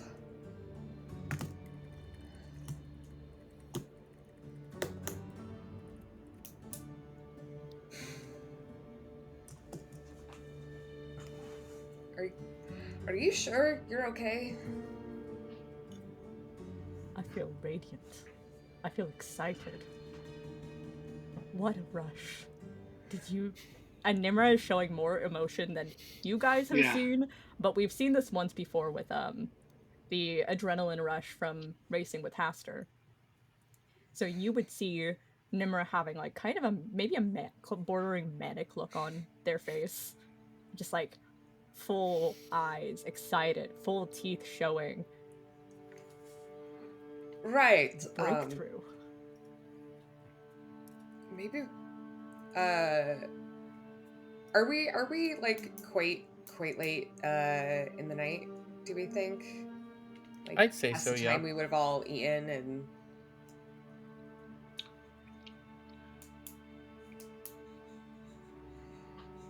Maybe you should come sit by the fire for a minute. Seems like whatever that was, it was. Sure. Oh,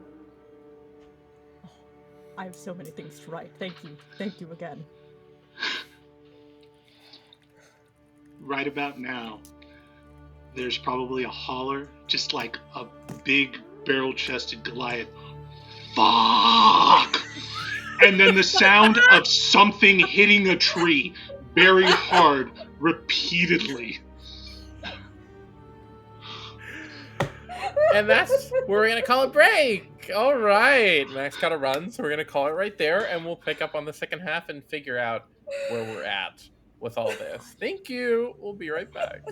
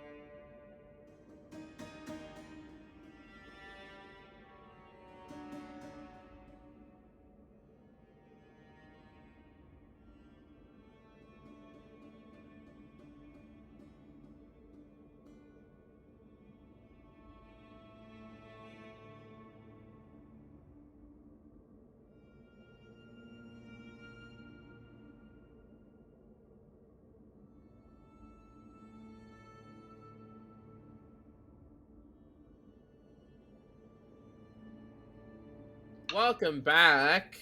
Welcome back. Break is over. Like I mentioned before, Mac is out, so it's just us for the latter half of the session.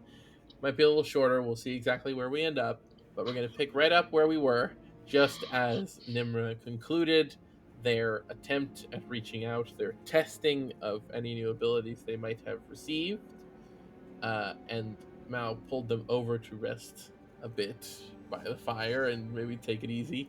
After what they attempted to do, they'd sit and just pour through and start writing through their notes and taking notes on everything that they just did and formulating their ideas.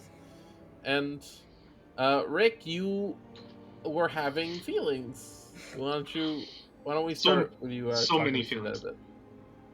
bit? Talk you through it. There's no talking through it. Rick is currently beating the bark off a tree. With what? With his fists. Okay. Just checking. Yeah, I think. Yeah, he probably doesn't even take a minute to like go further. Like it was the thing that was the closest that he knew he wasn't gonna hurt, and he's just wailing on it like a heavy bag. The difference being that when you hit a heavy bag, it tends to swing because it's on a chain. It's a punching bag. It's designed to be punched. This is probably just a tree trunk, and he's slowly just full bore peeling the bark off this thing as he's just hitting it repeatedly. Probably mumbling to himself in giant too. Unbelievable. I can't believe this. We already said we weren't going to do any more gods. Now we're doing more gods. And and they're a wizard. They're not even supposed to touch the gods. It's supposed to be in a book. I don't understand what the hell is going on. What in the nine hells is going on here? I don't think he's necessarily strong enough to like destroy this tree in the 5 or 10 minutes he's beaten on it.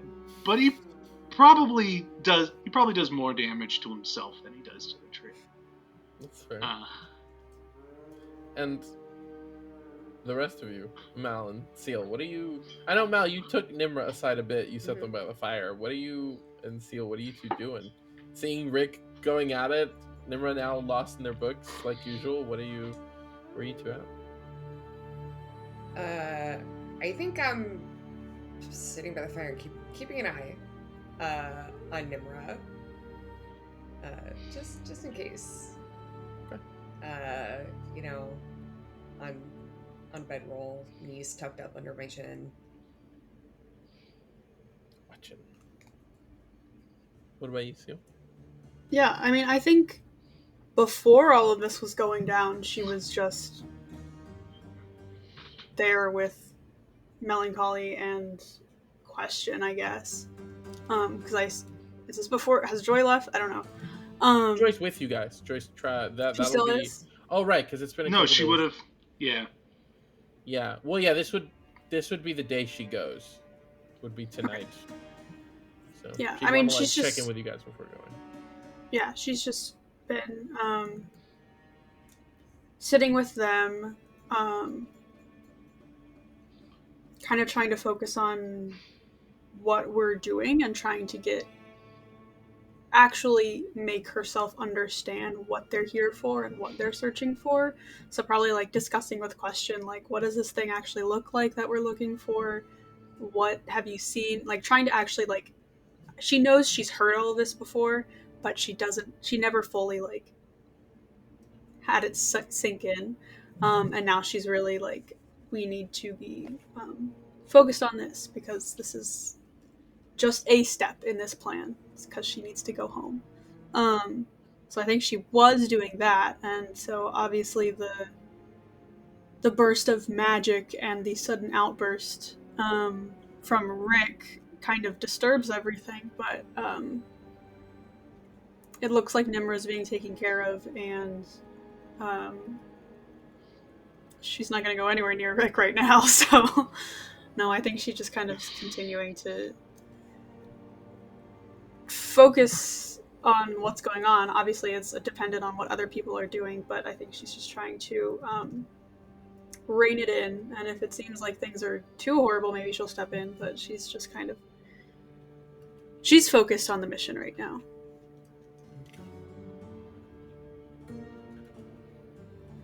Gotcha. Okay. And I think, yeah, at some point in those conversations, also, Melancholy could, with a bit of kind of back and forth with question, she'd use detect thoughts to sort of get a clearer image of the thing you're all looking for, and then produce a small illusion of it for you to get a clear picture. Anyone else involved in this conversation as well, which means now that we've actually stopped and taken a moment and sat and discussed, taken this chance, and I guess it's something that I just missed that she had. I missed that she had that spell, so I can actually show you guys here. Let me see. The image of what you're looking for, which I'll find a way in the edit to put up on screen for everybody. Since I have it, might as well. But in, like I said, in casting detect thoughts, discussing and going over question streams with her, she gets a clear image of it and produces this image for you, Seal, and for anyone who might be watching. This is precisely what you're looking for. Tossed there in the Discord. It is a tome. A large, heavy tome bound with chains and padlocks and inlaid with gems and a very fine and well crafted magical artifact of some sort.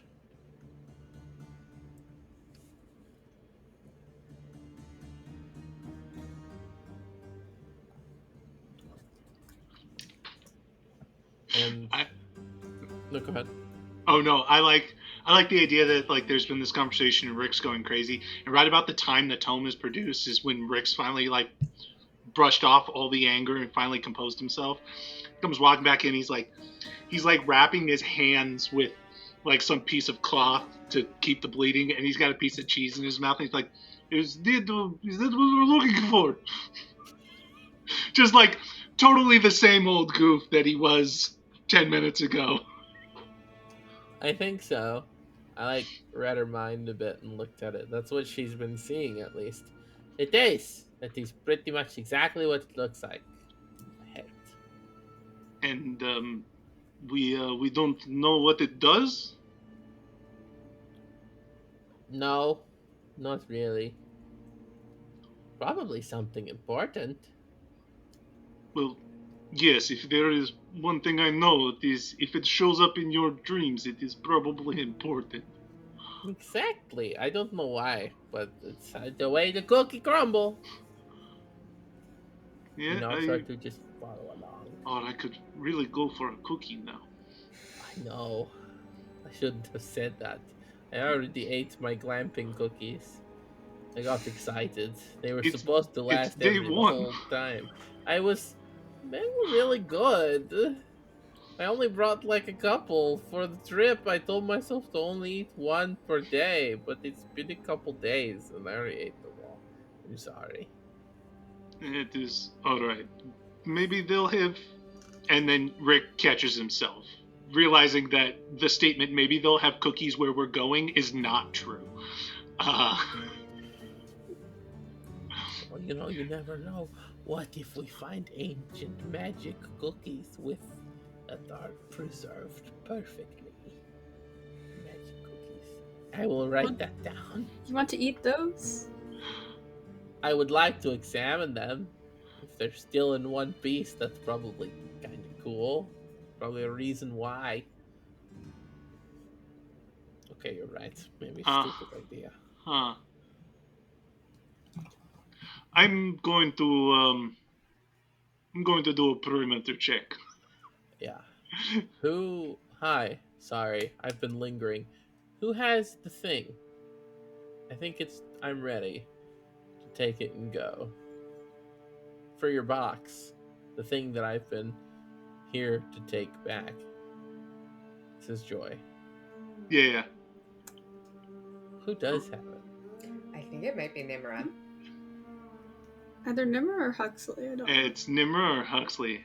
I think Rick just slowly, like, just points without breaking eye contact with Joy. Just points in the general direction of the one who has it.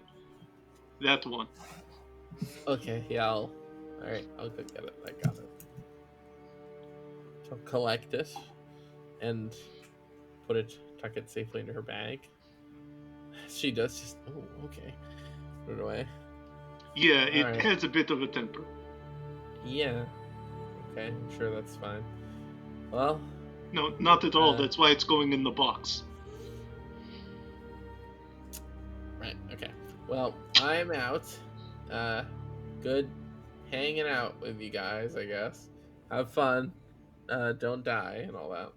And she will prepare her things, and after a quick goodbye with her sister, she will teleport away. Don't die? Who the fuck says don't die? You know what? It's like our thing, because I've died before, so it's like Rick me, nods, don't do that again. Clearly faking understanding of the statement. Picks up his shield and his spear and heads out to sort of just like do again, I know we're still on the road, and there's really no need for like a perimeter check. It's very clear that Rick now, having got the one piece of information he needs, which is this is what the tome looks like, is now just gonna leave the conversation again. Gotcha. And yeah, bringing this down, I'll check in one at a time. I've got Rick, Seal. Is there anything you're doing in particular before you retire for the evening?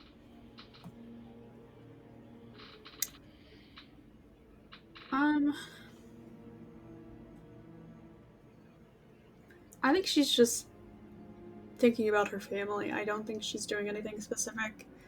I don't know what melancholy does in terms of worship, but if there is kind of any public worship, I think she would be kind of feel the pull to like watch and kind of not necessarily take part, but feel that kind of tie to home. Yeah. But yeah, I think she's just kind of taking the time to reflect and do what she can. And do you ask her what she does, or do you wait to see what she does and then act on that? I don't think she would ask. Okay. Necessarily. Well, then I'll ask you how you react to it, because now that this is the first time in a long time that she's been out on the road and engaging in this actively again. So she's sort of in following along on y'all's track, giving it a little insight into where she's at. She's kind of going back to old habits of how she would do this on the road before, and she sort of finds a secluded space a bit away from everyone. If there's any elevation, she finds it, but she casts darkness on herself and envelops herself in darkness. Like she kind of sets up in a place. You see her making obvious motions towards that with the pendant she carries and like the way she holds herself, and then she's surrounded by this darkness. So in that, because she's now obscured, that's where I'd want to check in. Do you think, would you approach this? Would you just kind of watch from afar to see if it changes or progresses?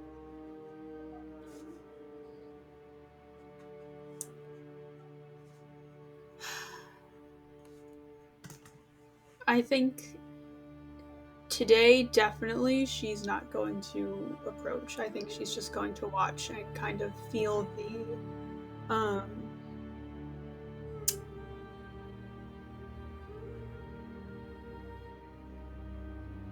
I don't know the word. But just kind of empathize. Yeah. Gotcha. And feel what that would be like, because she can't do any of that. But she does not feel like she can just ask to join. So Gotcha. Okay. I think Yeah, she's it just a little lasts. bit away, still kind of secluded, but Right. Okay. watching. Yeah, it lasts. I believe it's about 10 minutes, whatever the length that the spell lasts. 10 minutes, I think. And then when she's visible again, she kind of collects her things. Um, and this is pretty common for her in general. She tends to spend the nights rather separate from everyone. She like if at some point you approached, she wouldn't ask you to leave or anything. But it's noticeable that since you guys have left um, Rexentrum when you're camping, she's not like in the circle of tents by the fire. She's sort of set up, unless the weather is poor, she is set up with her sleeping bag and stuff out under the open sky, uh, a ways away from everyone. That's where she sleeps, that's where she spends her nights. So, moving from this little space where she was in the darkness, she then moves and finds a place to kind of set up her things and lay out under the stars.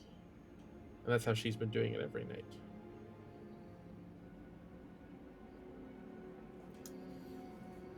I think that Seal would definitely go up to her and ask. Like, that's just weird.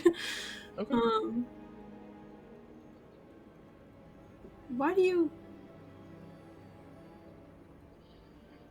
you feel like you're a part of us?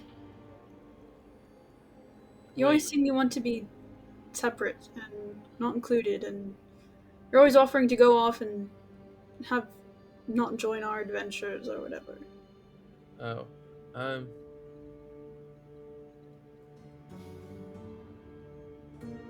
don't know. I kind of like has to wiggle out of the sleeping bag a bit and pull herself up. Maybe because that doesn't tend to go well. I don't. I'm not sure. The last time I was traveling with a crew of people and like doing stuff, I mean, I don't know. I sort of things were rough, and I kind of got in the habit of being a little isolated anyway. Um, and like that just kind of became my routine. But I mean, the rest of it, maybe I'm just scared. I don't know. Every time I get close to people, they fucking die or something, or go off, or ditch me, or disappear, or whatever. Like, it's not a good track record of things with me, to be honest. Like when I was still at home, I did it to myself, and when I was with my last crew of folks, I mean, part of it was my fault, part of it wasn't, but that fell apart, and you know, every group I am a part of tends to fall apart, and in ways that aren't nice. I know it's pretty normal for adventurers to go their separate ways after a while, but that's not how it ever went. Shit was pretty rough. um I don't know. Maybe if I'm at a place where I'm like, well, if I'm not a part of this group officially, then it doesn't count, and it'll be fine. And I mean, to be honest, it's been like a week. I feel like, a lot's happened in like a week, and I've exposed an embarrassing amount of myself to you guys, considering I met you like a week ago. But I met half of these people like 2 weeks ago. Okay. Well, I didn't know that. Couple months, whatever. But yeah, that's something. Maybe a month or two. It's not like everyone here is, best of friends for years. You're not like a stranger. I mean, I know. It doesn't really have anything to do with you guys. I just Like, I don't know where I'm at. I don't know what I'm doing. Like, I didn't think I'd ever do this again. And I just kind of just did it. I was like, sure, why not? Like, I missed it when I feel like I didn't. I don't miss the responsibility. I don't miss the fact that this life seems to make you confront your feelings so often. I don't like that. So, I don't know. I couldn't tell you. It's just sort of where I feel naturally drawn to. And maybe where I feel safest. At a distance. Because then, you know, the less close you are with someone, the less it sucks when they're gone. Eventually. Because, I mean, it's an inevitability. Whether you grow apart, whether they die, whether you die, whether you just age, and whatever it is, it's an inevitability. And yeah, that's a little sappy. That's a little dramatic in that sense. But it's just, it's easier. It's easier to worry about myself anytime I don't have to worry about you guys. Because, yeah, I like you guys. And, like, when we're fighting some fucking devils or something, I'm like, shit, and I'm worried about it. But when I don't have to worry about it, I would love to not worry about it. And not think about what might happen to you guys. And what might happen to me. And all this. So. Plus, it's nice. The stars are nice.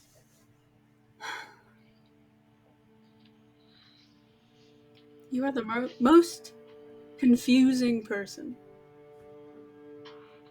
Why? What'd I do?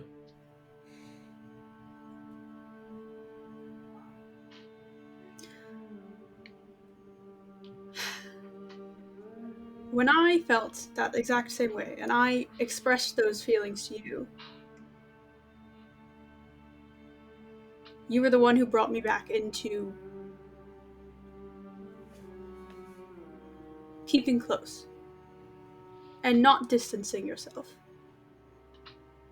Well, yeah, because that seemed good for you. And not for you? No. But also, I'm not very good at following my own advice. So.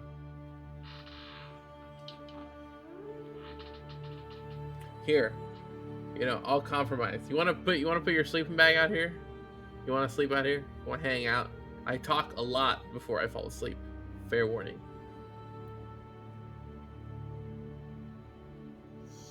Sure. Okay. Pat the grass. Go ahead. Set your stuff up. She'll grab her stuff, set it up. Okay. And she'll make room for you. And yeah, she'll talk a lot about nonsense that really doesn't matter. And probably express more of the same feeling for a while. And I want to, of course, circle back around to you, Mal. During all this and during the winding down while everyone's preparing for their night's rest, their final activities before sleeping, what is it? Where are you at, surrounded by your crowd of moths, having kept an eye on Nimra for a while? Where are you at? I think probably starting to wind down to get ready to sleep as well.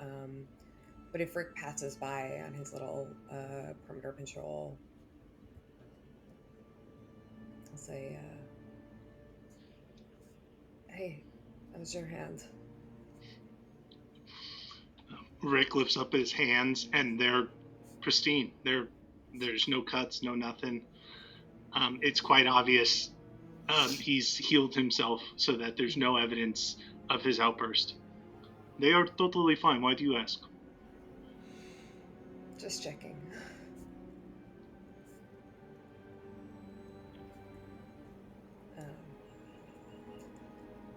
Maybe keep an eye out on Nimra for the next couple of days, or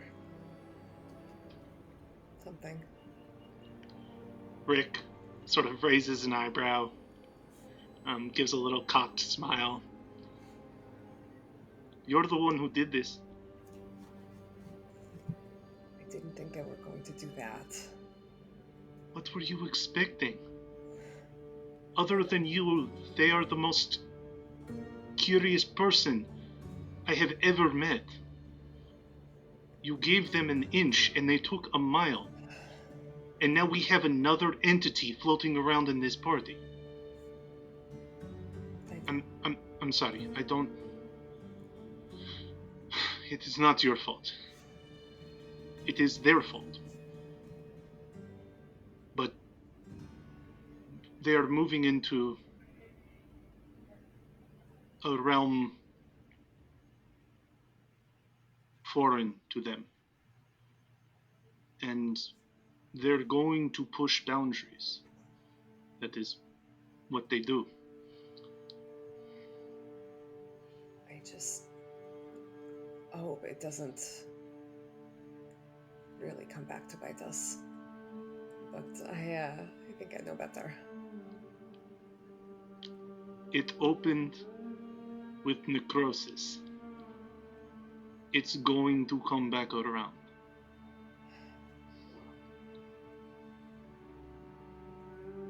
We are already in over our heads. And now, whatever entity the Archivist just made a deal with is now tangled up as well. Our circle is getting larger, and we don't know who our allies are. Do you have a name? Your little mantle is beautiful, but do you know who the gifts come from? I'm trying to find out. I don't know what I'm doing any more than Nimra. And that is what scares me.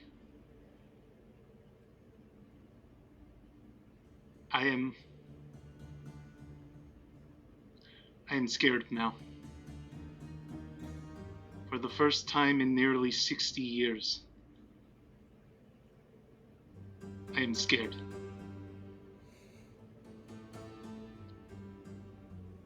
I'm not going to survive whatever is happening. You don't know that. He gets a big smile. You can see him sort of settle into very much Grandpa who's about to tell you war stories mode. And he goes, Mariella, I am 3 times older than my father was when he died. Twice as old as any other Goliath I have ever met. There is a better chance I die in my sleep tonight than dying at the end of a spear. I am not going to make it through this. But my hope is that my spirit, my name, carries on. And that carries with this party. That carries with you. When you and Felix finally settle down and maybe start to build a family, I want you to tell them stories of me. Obviously, only the good parts, not the bad parts, but like, this is important. I have not made a good mark on this world. And if you ask my children, they'll probably tell you the same thing.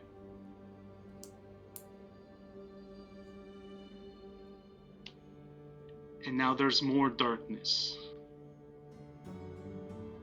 More than when we were chasing that demigod. More than my 3 decades in service to the dynasty. Innocent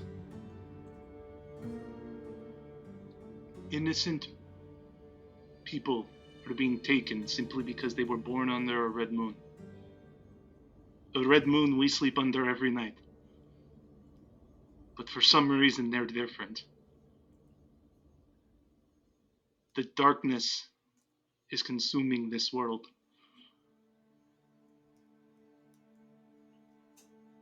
And I don't know how to stop it.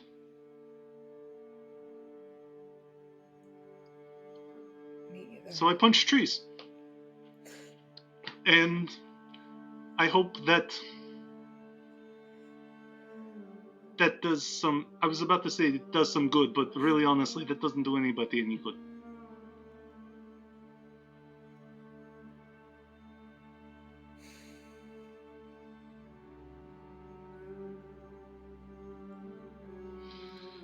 I don't know, kiddo. I don't know. I'm sorry that this is where it's come to. Eh, it's only partially your fault. And he gives a big smile again. Yeah.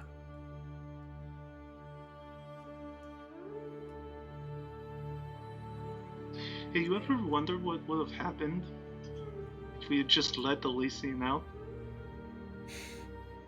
You ever wonder if we'd be in this situation? Or if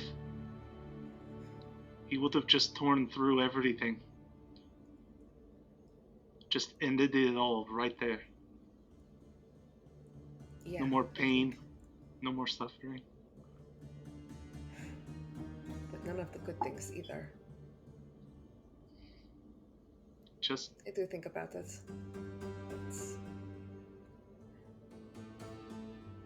I still think we did the right thing.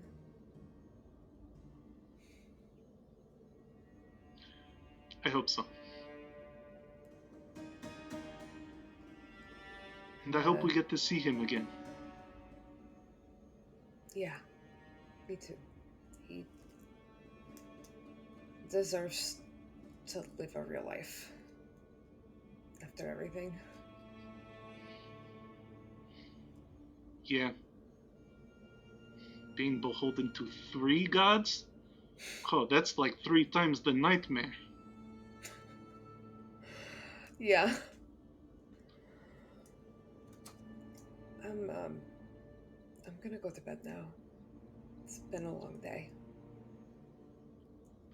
Let us hope it is a short night.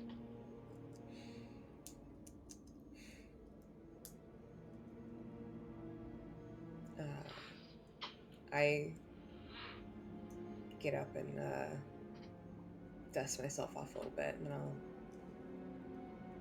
head to my bedroll for the night. Okay.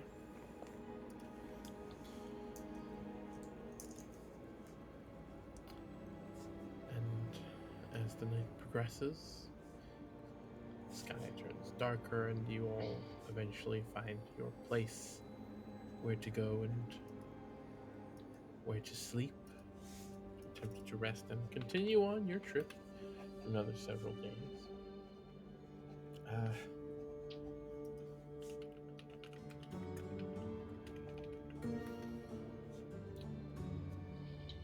Mal, you are not able to sleep, mostly because they won't leave you alone. The moths are still all over you, and even if you adjust to their physical presence and the sensation, their eyes kind of light up your tent the whole time and keep it from allowing you to fall asleep. And there reaches a certain point where you kind of just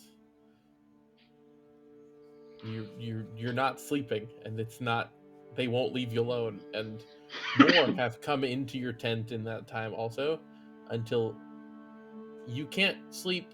If you adjust to the sensation, it's the eyes. You adjust to the eyes, it's the sound, the chittering as they move around constantly, like a blanket of them over your entire space.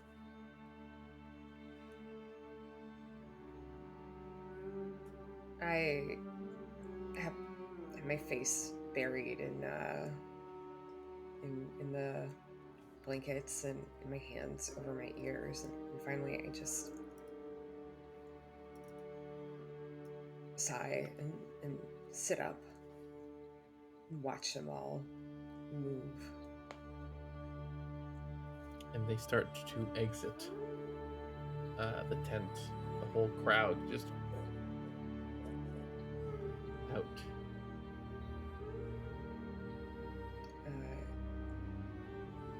I follow. There is a trail of moths walking on the ground, just away from your camp now. Just out and away. And as you kind of step behind them, just beyond, like if you've got a ring of tents, like just like 10 feet away from them, you see where they're going. They're kind of moving off in the distance a bit. And you can see sitting in now where you guys are at, you are not like remarkably close to any major forests or anything.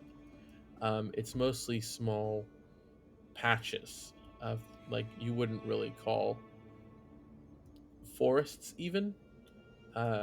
Like where you guys are at on the road, you can see where the trees kind of start and end in these sort of more expansive fields of hills and such. But you see in the tree line of one of these patches, very large eyes looking back at you, also purple in color, but these are of a much larger stature. And I'm saying you can see this from a distance of like a mile away. You can see, and based on that size is how you can read the size of whatever these are, and they're just in your direction as the little moths keep moving out that way.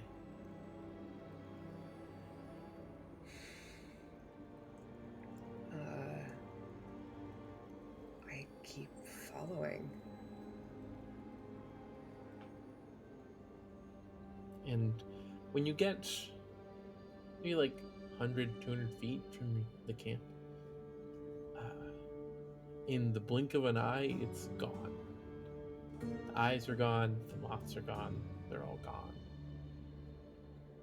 You kind of freeze in place and look around a bit, and in turning back to look at the camp, it is there, a couple feet from you, towering over you, and the same massive eyes looking back at you, radiating out this purplish light now. The wings wrapped around the front to conceal most of its physical form, just the kind of face, the antenna, and the eyes.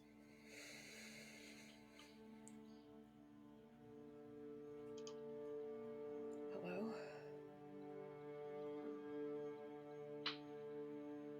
Hello.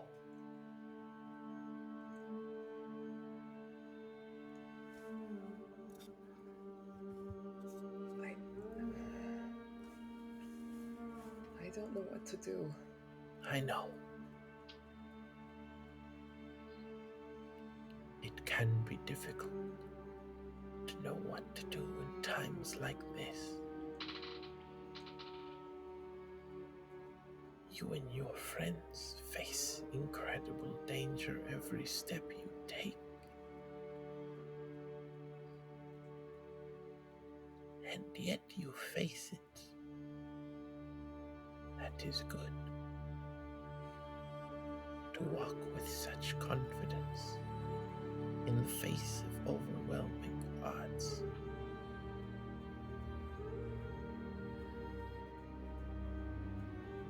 You have been far,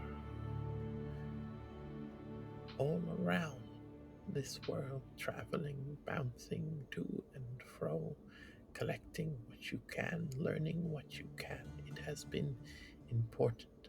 I am sorry for my distance. I happened to find you in a place that was quite far from many forests, you know. I know. I was so surprised when you found me. How did you find me? It sort of shifts a bit. I don't know. That's the interesting part.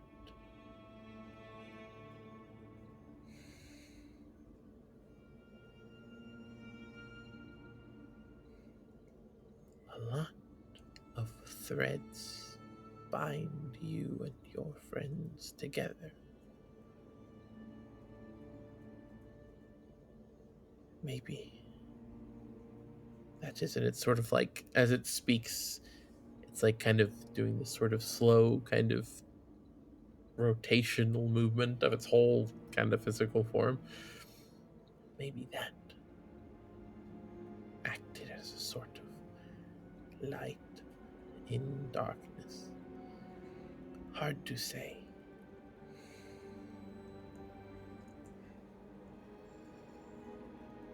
I spoke to my friend earlier, and he asked me something I couldn't answer.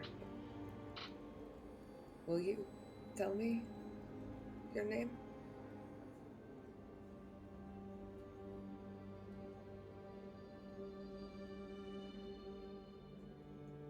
I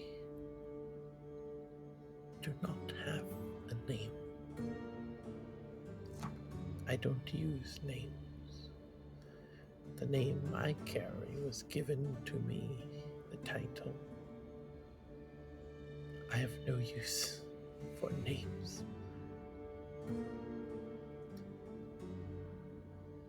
We don't refer to each other with names. And you see like dozens of these moths kind of come out from beneath where the wings conceal and sort of surround it.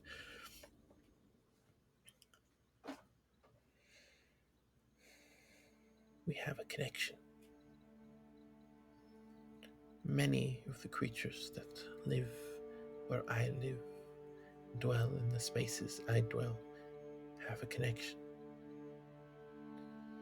You have a connection with your friends, with me, with us.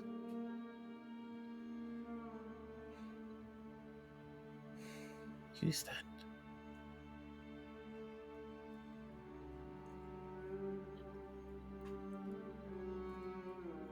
Do you know if we'll find it? What we're looking for?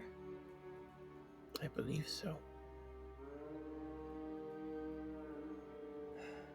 I believe you'll find a lot of things.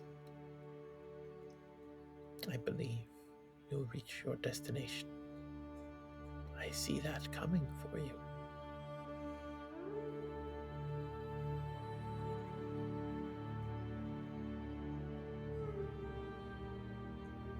Okay.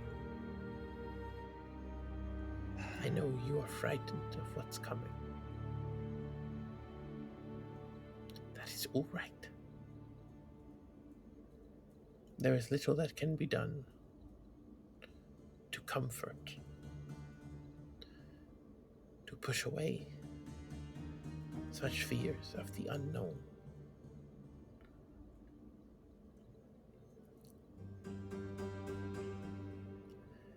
Many have sought me in the deep forests where I dwell. Many have sought us to push us away. And yet we remain through each other, and the same goes for you.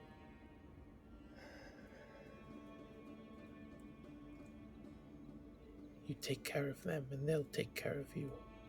And I'll make sure you can take care of them. That's all I want.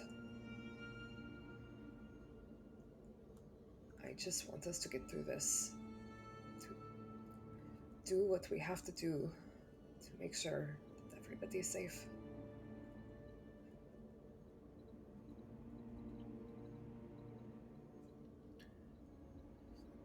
The world is in a tumultuous place. Many things are changing. Many things ongoing.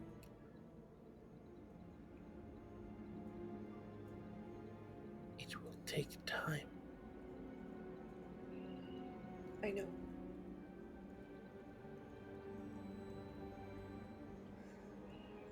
But you maintain that connection you have. You will see each other through.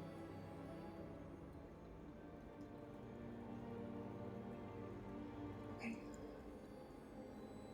Thank you.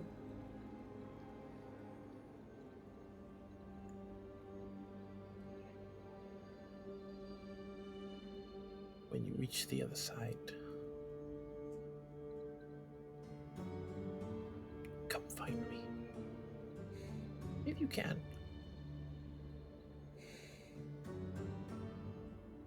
I will. And it's sort of, the eyes kind of like between sort of the different colors you've seen them before, and sort of that kind of strobe light almost blurs your vision just enough for that when it like kind of returns back to normal, it is no longer there. And just have the one, a little moth with you.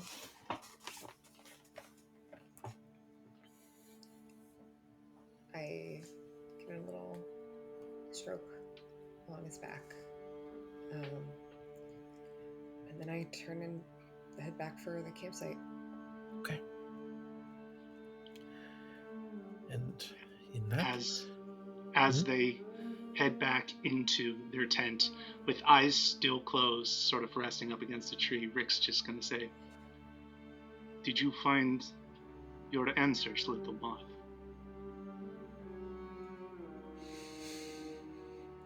Not yet. But I think I'm on the right track. Happy to hear it. He gives sort of a wry smile, deep breath, and you can see him start to relax again, knowing that Mal has returned to camp. and now can all manage to get a nice rest and pick up. Great, let me just hit the button here and recover all the things I explained. Yep.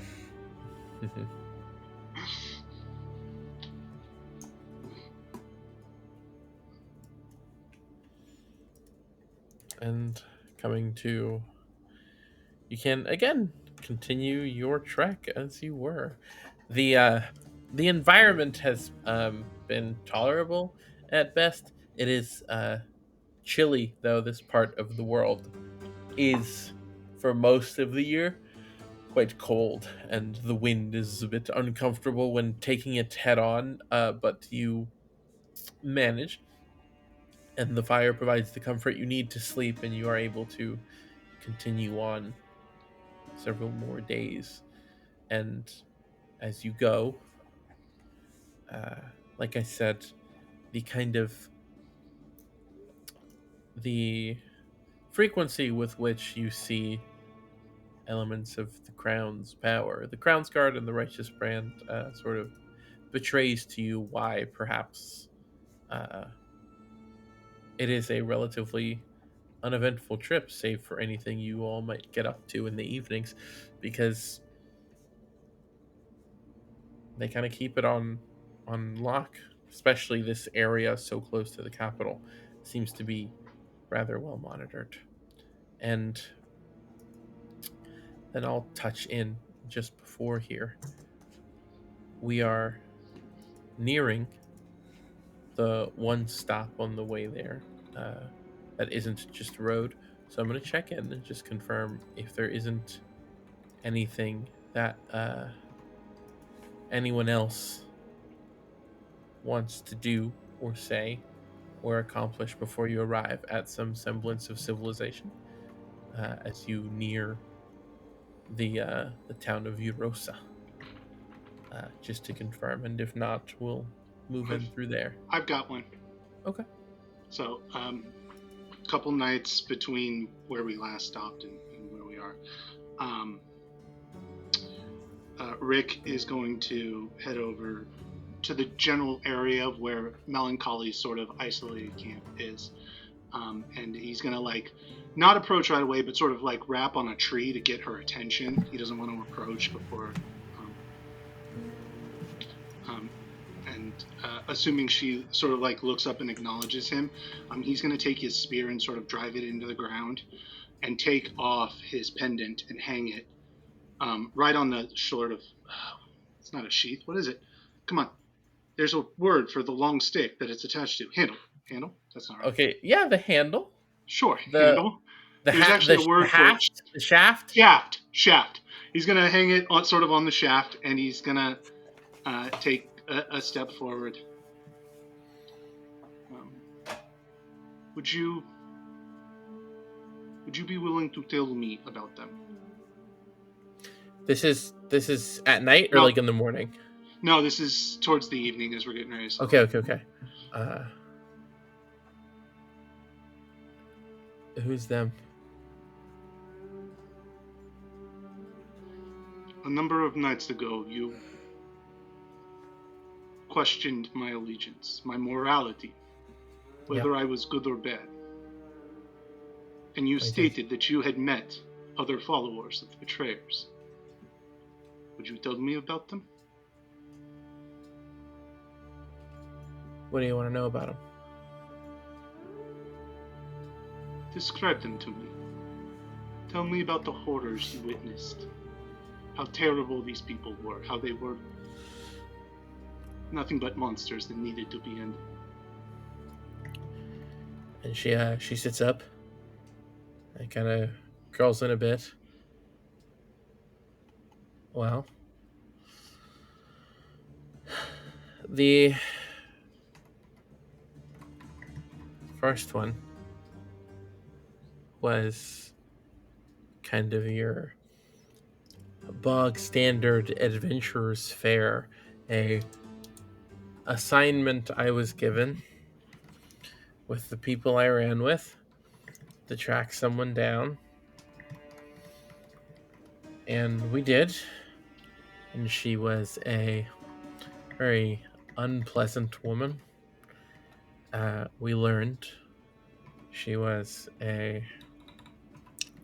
follower of the Spider Queen and not very, well, not nice to talk to. I didn't really know much about her. I knew that she had, going into it, that she had killed a lot of people.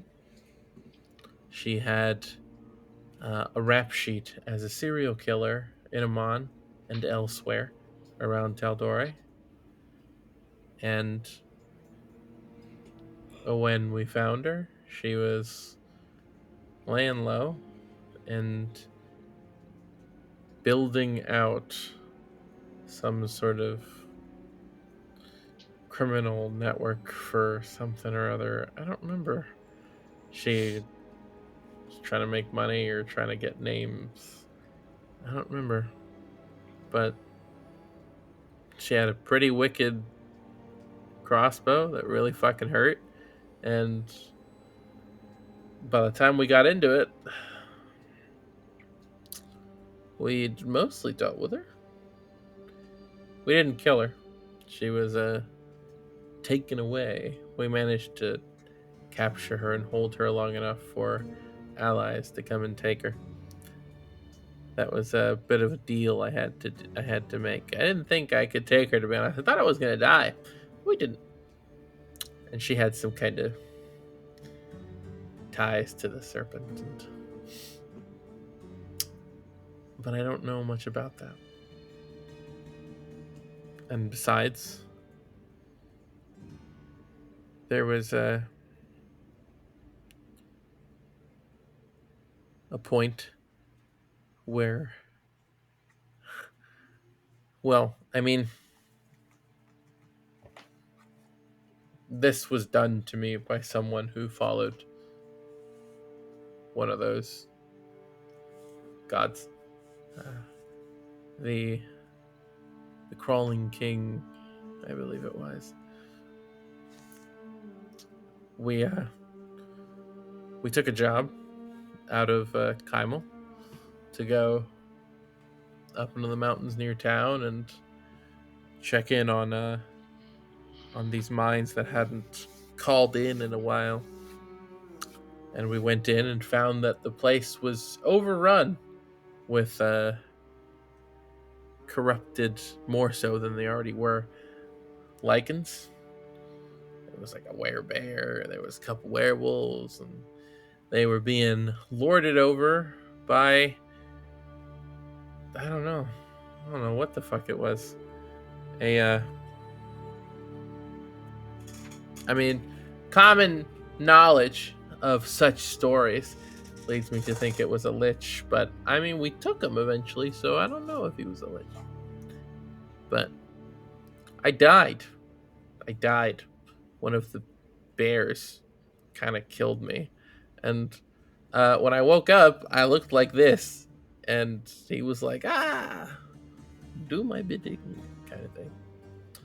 We wiped him out and the place came down and we got out. And I've been like this since. And in the intervening time we wound up facing that guy several more times and learning little bits about him as we tried to track him down. And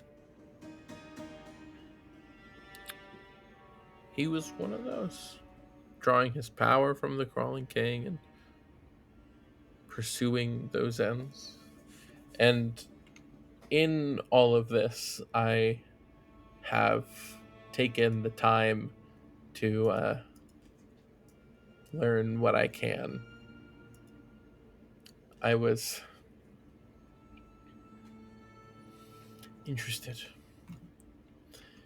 The guy who did this to me had a thing for slaves and torture and torturing his slaves and the like, which I've come to learn is kind of the Crawling King's purview.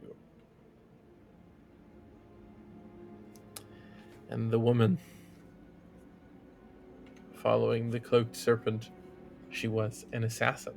Besides the fun she found in killing people, she had a fondness for poisons and poisoning people and watching the slow agony it brought upon them. She was an assassin for hire and liked to assassinate people with poison and watch them go slowly. So, generally speaking, not the most pleasant of people. And historically speaking, not the most pleasant of deities either.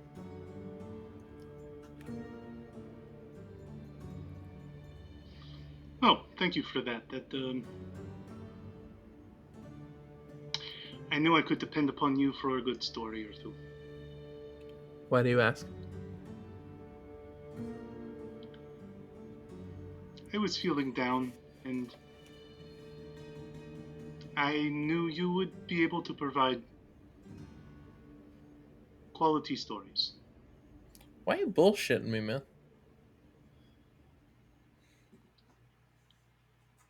I'm just trying to figure it out. Figure what out? Me? Yourself? What you're doing? What are you trying to figure out? Yeah. I think ultimately I'm trying to figure out when my time comes. And the more and more I think about it, the more and more I know it's going to happen at your hand. And why is that? Well, because at some point, your mistress is going to require. And what makes you so sure?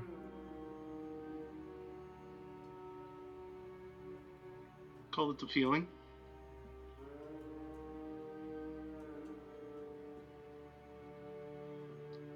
You're the first thread cutter that's been put in my path.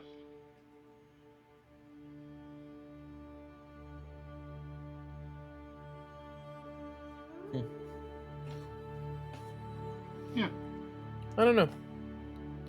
Personally, she has a particular distaste for those who use their power to manipulate the threads of life and death and extend their lives unnaturally beyond the point of their end.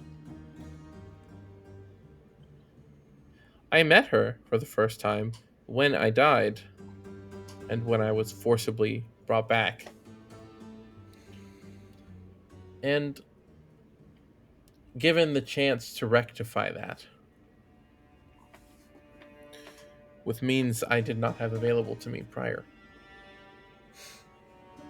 And I took it. And since then, my relationship with the matron hasn't really been one of go out and kill this person I don't like. Because that's not what being the goddess of death entails. If your worship and following of your god is what's going to get you killed, then that's what's going to get you killed. She knows if that's the case. That doesn't mean she has a direct hand in it. She isn't the one that kills us. No. That would be my side. We are responsible for the killing. You said it yourself. Quite often, yes. But We so are is two sides of the same coin. but so is disease. So is poverty. So is war. So is Absolutely. conflict. So are accidents. And yet, for some reason, you have a problem with me. Yeah, I tend to have a problem with people who actively seek out the death of others. And I told you, I What don't about have a problem with you. poverty? What about disease? You think What I don't about have a, what about the elite you that think I hoard don't have a all problem of the with wealth that? and cause poverty? Yeah, you So why think I aren't you don't out there taking care of that? Why aren't I out there taking care of the people you say I dislike? People like you. Yes. Because I'm not cut out for that. I'm not good Uh-huh. at this. I I am don't not believe a that. good follower. I am not a good adventurer. I am not a good mercenary. I'm not good at that. I tried, and it fell apart. And I stopped. Because, generally speaking, I am quite selfish and self focused on my own problems. And that has put me where I'm at. I'm I've going had a to lot let of you years. in. I'm going to let you in on a little secret. Where you are not good at being a follower, good at being an adventurer, I am not good at being bad. And so We what? can, Are you forced to do it? yes. Yes, I am. And how do you handle that? How By do you being handle bad. that contradiction?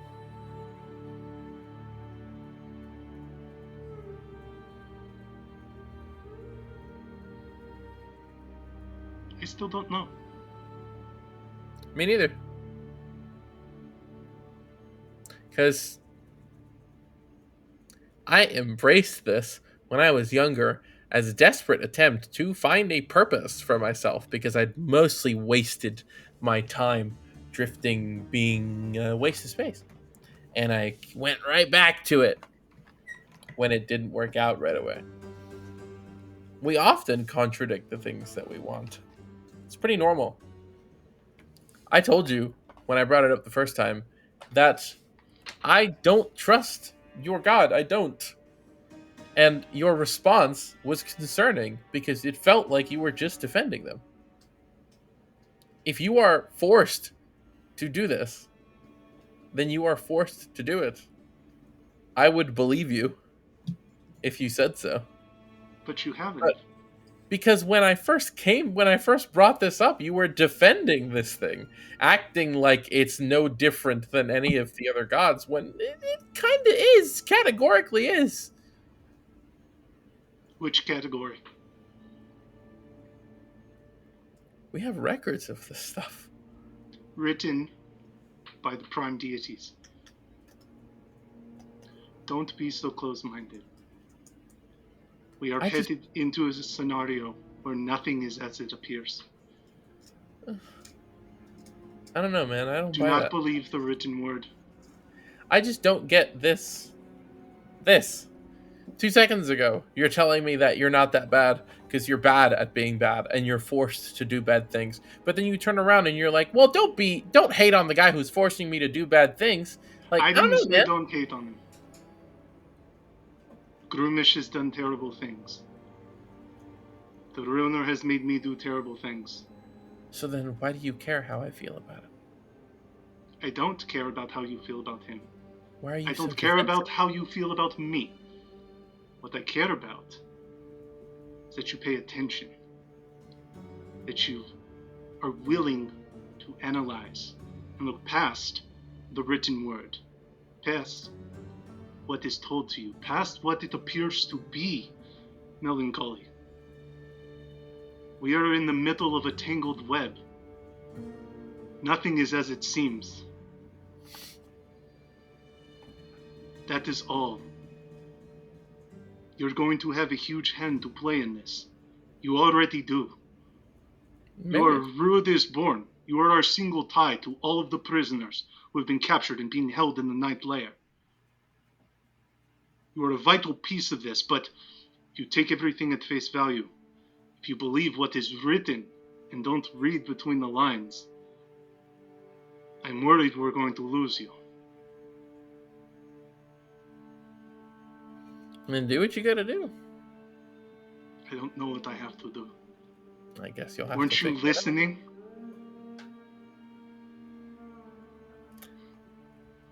What I know about who I follow, who I trust, the gods I choose to put my faith in, is that prior, none of them really meant all that much to me because I wasn't a very devout person.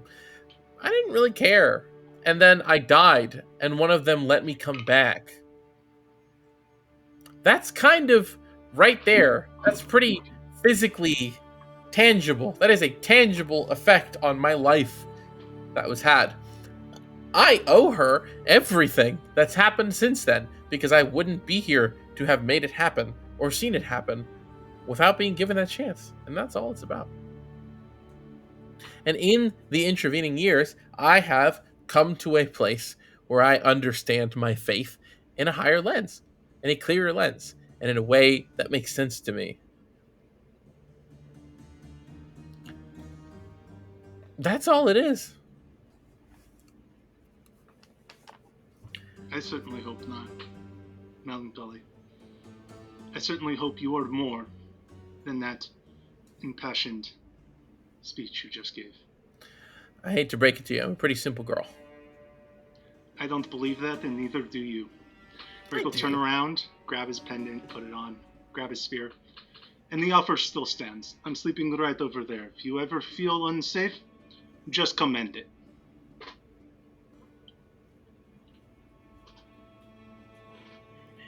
Jeez. And with that, we can progress. And in the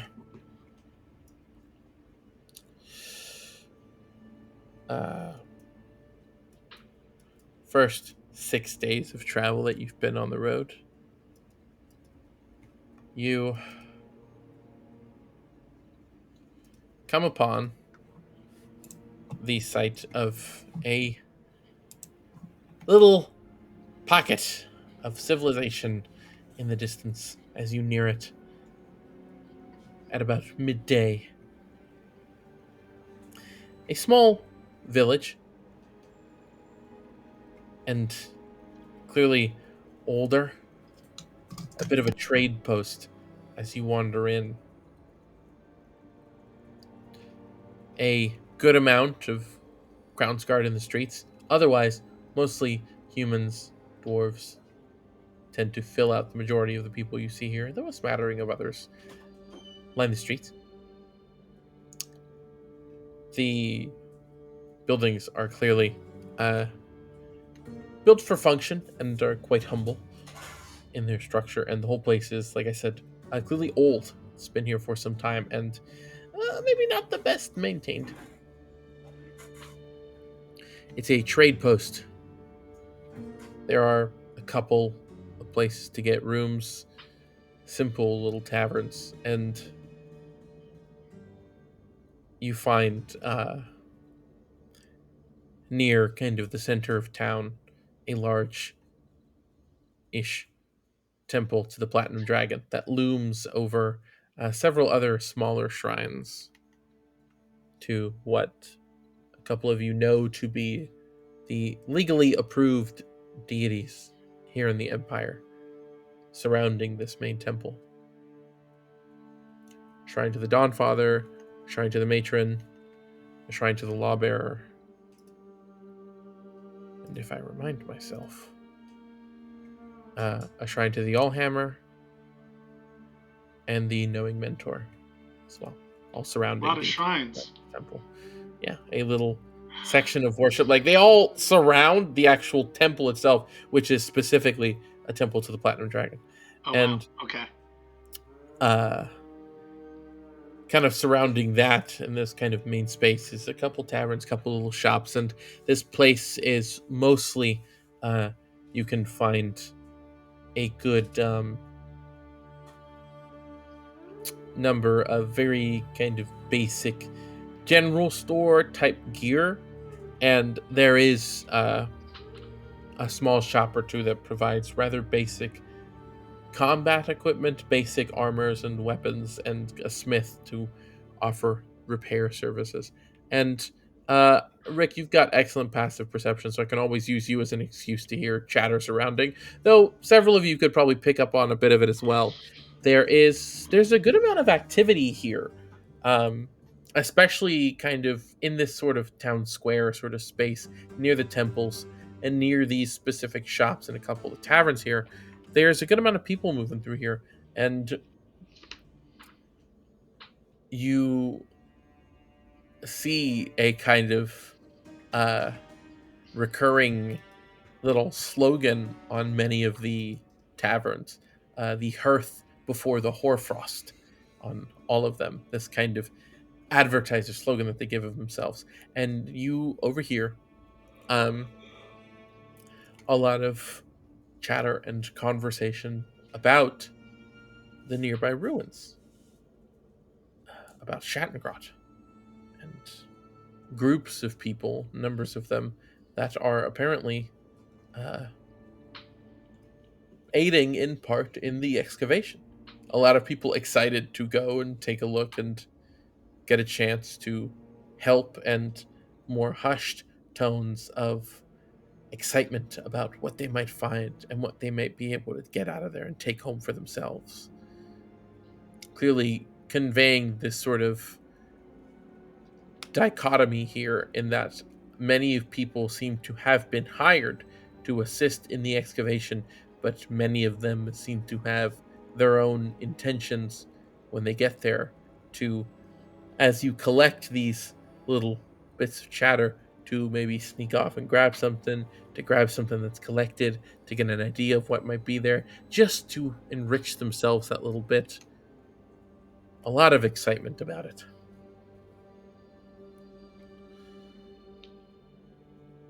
And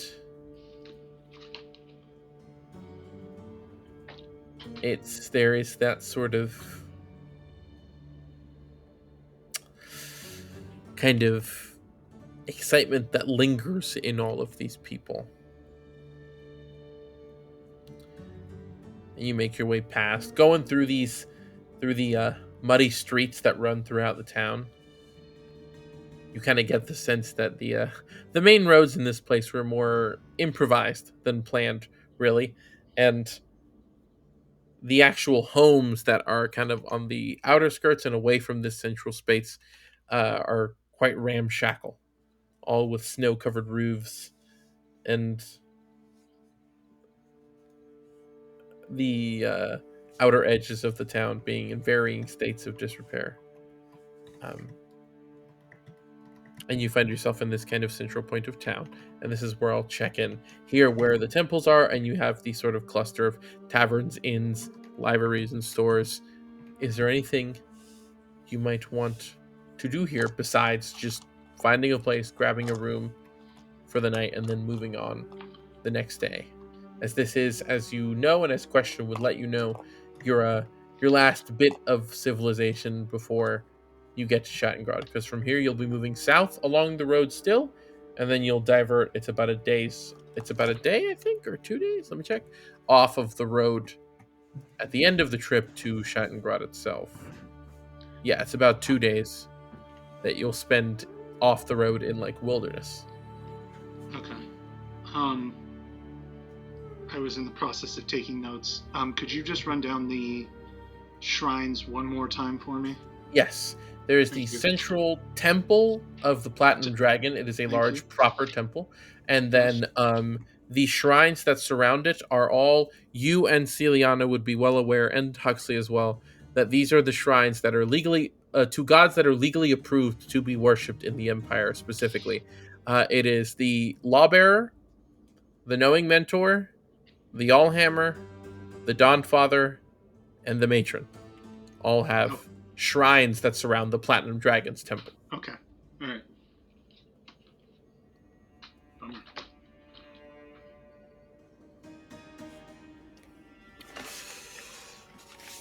But yeah, so are we just going to sleep and then moving, or is there anything in town that anybody wants to do? Just to check in.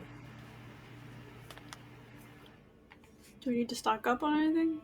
I don't have any money. I don't think. I think generally, can we just say like sweeping, like, because we've been traveling, so like stocking up on, I would imagine, rations. What else? Water skin. Do I need anything? It feels like a general stock. You said we're only going to be traveling for 2 or 3 days, but then we're going to be in Shattengrod. No, so you've got. Lost it. 2 of the days of travel will be off the road. You still have You still have 4.5 days on the road, and then 2 more days off road.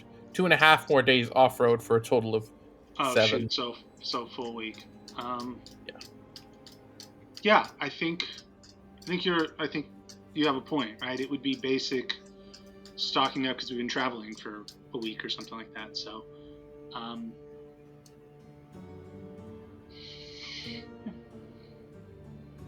rations, rope. Like, I don't know what.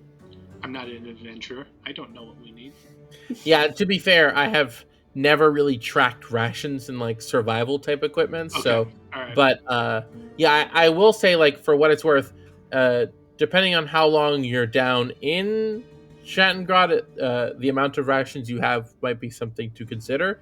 But especially because you're not up above, you're not near towns where you can eat and just hunt and stuff.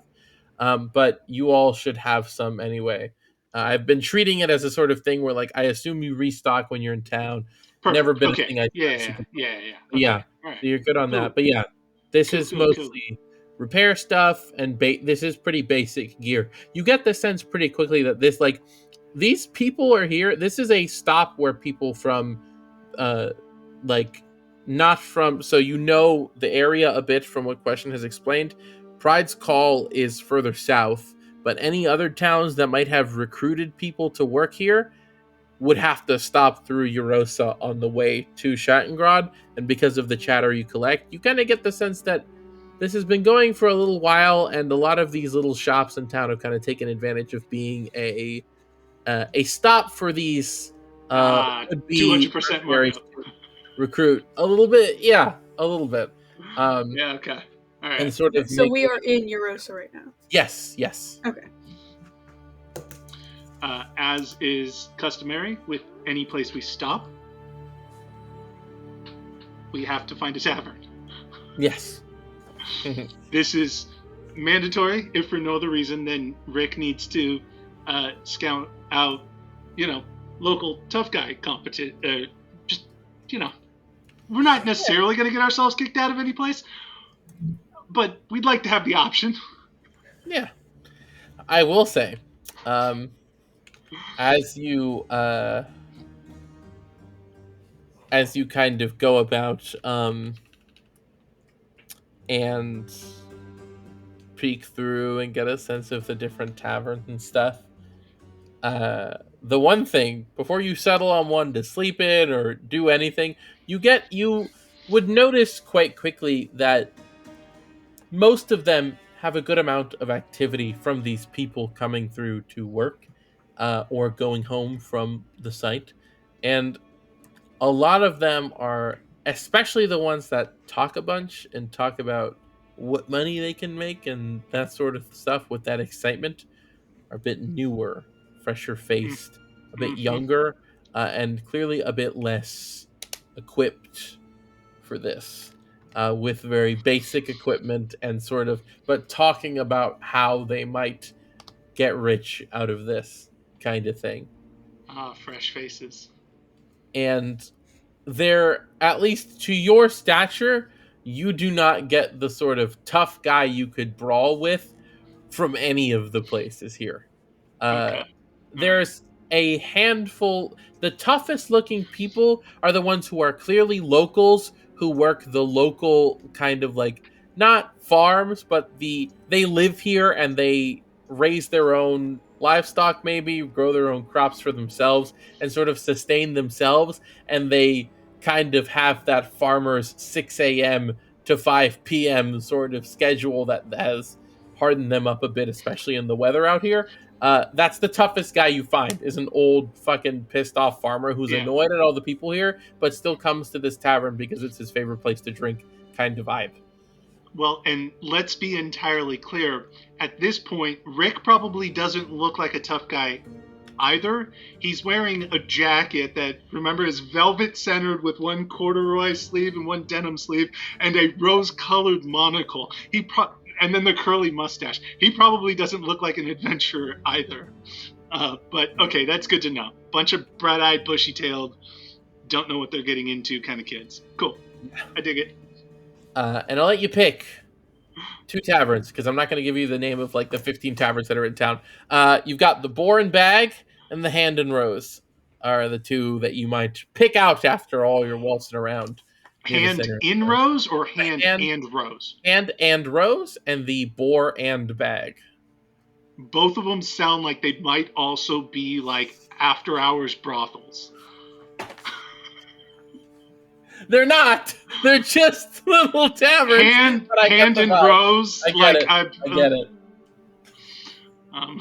I don't care. Y'all want to flip a coin, roll a die? Doesn't matter to me. Trying to give player agency, guys. All right, Hand and Rose. All right, Hand and Rose. And you can waltz your way in, find a suitable enough place to sit for the evening, grab a meal if you want it, find barkeep to pay for a room, the sort of whole 9 yards. Again, like I checked in, getting the sense that you guys are just here to sleep and move on because you don't want to waste any time with it. Yeah. But yes, you can grab that with no issue. If you're doing your usual split of rooms, it'll run you a total of a gold piece for a couple rooms for you guys for the night. So whoever wants to mark it off, and I'll do it. Okay, gotcha. And with that covered, you can then from there pick up and keep moving. For her part, to touch on it, the only thing that Question and Melancholy would be doing, Question is very much spending the day when you got here, when you picked the tavern, she went in there and sat there and was writing stuff out and working on stuff during the day. You found her there in the morning before you left. And Melancholy spent a bit of time when you first arrived at the Shrine of the Matron. For a bit, it was very brief. It was like a 20-minute thing. she went in there and she came back before you move forward. And like I said, you've got a roughly 4.5 days on the road, and then 2.5 days from there to Shattengrod. And the one major thing to note, because this is an extension of how I explained the very well worn and well patrolled state of these roads before, you notice that one, this other road, this is Pride's Walk Road, which Question would happily explain is the road that leads to Pride's Call, a small kind of dwarven community nestled in the foothills of the Sirios Mountains that are up ahead, which you would see in the distance, the mountain range from here. It's even more thoroughly patrolled, and you would start to see littered among the patrols that walk the road, you would see members of the Cobalt Soul once or twice in little bundles, very similar to the group Question described that she was with when you first met her. Just 3 to 5 of them, you'd see maybe that twice, 2 groups in Cobalt Soul colors, robes with their kind of equipment, either maybe once going there, once coming back, escorted by Crownsguard as they go. And you would see at least once a group of about 3 people with robes bearing the insignia of the Cerberus Assembly, accompanied by Righteous Brand, coming from Shattengrod as you're going along the road. And like I said, it's a bit more heavily patrolled. And again, it's very quick to get the sense that this is because Shattengrod is so close. And knowing that it's under the purview of the Assembly and the Cobalt Soul, it is probably well monitored and well guarded. And as you continue on, veer off the road, and start those last couple days in, I will one more time check in to confirm if there's anything anybody wants to do, say, or consider before you arrive at Shattengrod itself, whether this is in the days leading up to it on the road, in the wilderness, or right before you get there, just calling it out one more time before we actually arrive at our destination. And if not, I think Seal is continuing to try and get Melancholy to actually join the group and stop sleeping further away. I think that has been her goal throughout this entire journey, is every night she's like, hey, come on, you're join actually us. like saying this, like telling her to? Yeah, she's Okay. trying to get her back into the group, and she, I'm sure half the time, or the majority of the time up to now, has been just, no, I'm staying over here. But, I assume it's just a repeat of that first night. But yeah, I think she's just trying to get her to stop. And actually feel like she's actually part of something and take that seriously. Yeah. And I'd say, yeah, you got it in how she acts for most of the trip. Though, just before you arrive, like, probably the last night you'd spend before getting there, she'd be like, okay, fine. She'd come over, she'd sleep there with you guys. But when you woke up in the morning, she is out alone again, on her own. And like very obviously, like, fuck, she caught me. Like, she wanted to like wake up early enough to get back over, and she did not. She slept right in, and she was like, ah, shit about it. But listen, listen. I'm Especially working on as someone who trances, I would know that it. she got up Immediately. and left. Yeah, she did not consider that at all. She's just like, yeah, she probably thought you were asleep and you were already awake, and she's like, okay, now time to. Yeah, it did not work, but she tried. But yes, as that final day rise, look at all the time we've made. We're in a new month, the 6th of Fesurin. I have no idea if I'm pronouncing these right. You come upon the site. It is smaller than you might have expected, but there is a sinkhole up ahead. It's roughly 30 feet across. But what you see before you notice the sinkhole itself is the construction around it. There's a sort of like a mountain climbing base camp kind of setup here. There's a ton of tents and like slightly clearly improvised buildings using nearby materials and some that have been brought. They're fine enough, but not the sturdiest things in the world. And there's a couple of them, and it only takes a little bit of a few minutes of observation to kind of piece together.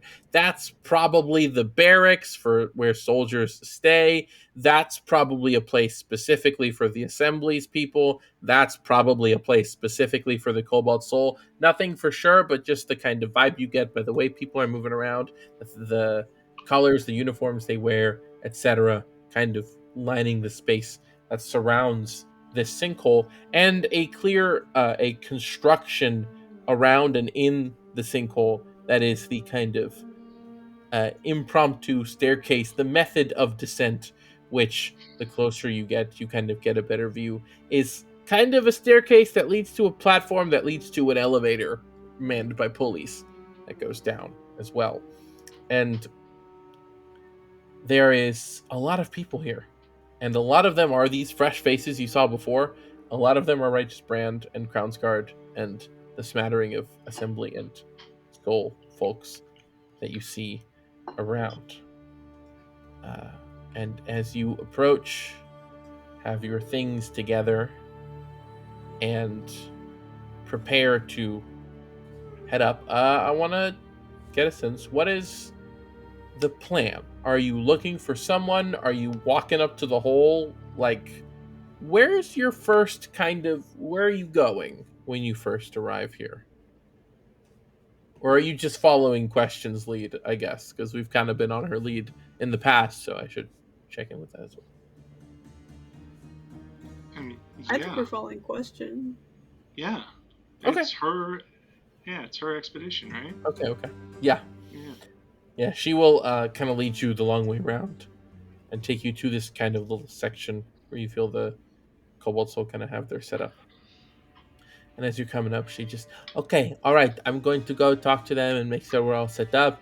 We can get our things in order, and we can see about going in. And she sort of runs off with a really big bag. And you see she goes up towards one of these buildings and speaks to a couple people that are outside. And you can see several groups of people preparing and starting to go down the steps. Some that come up, people manning the little elevator with the pulleys, sending people down and pulling them back up. And you sit and you wait, and in not too long, Question will return, and you'll see about how you go about your descent.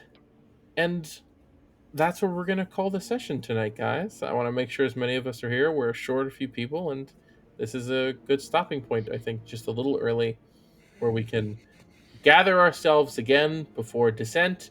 And something I wanted to do with everybody, but they'll find out. You're going to level up!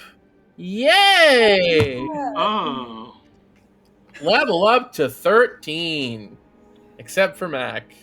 Because Mac wasn't supposed to level up last time, and they did. That's fine. But yeah, you'll level up. We'll be level 13 before we descend into Shattengrod. And that is where we'll call it for the night, and where we will pick up next time and see exactly what the deal is with your expedition and how you'll go about perusing these ancient ruins for your target. Thank you, you guys, and thank you everyone for watching. And we'll pick up there next time. Thank you. Goodbye. Good night. Like, subscribe, comments, please, and thank you. Engagement.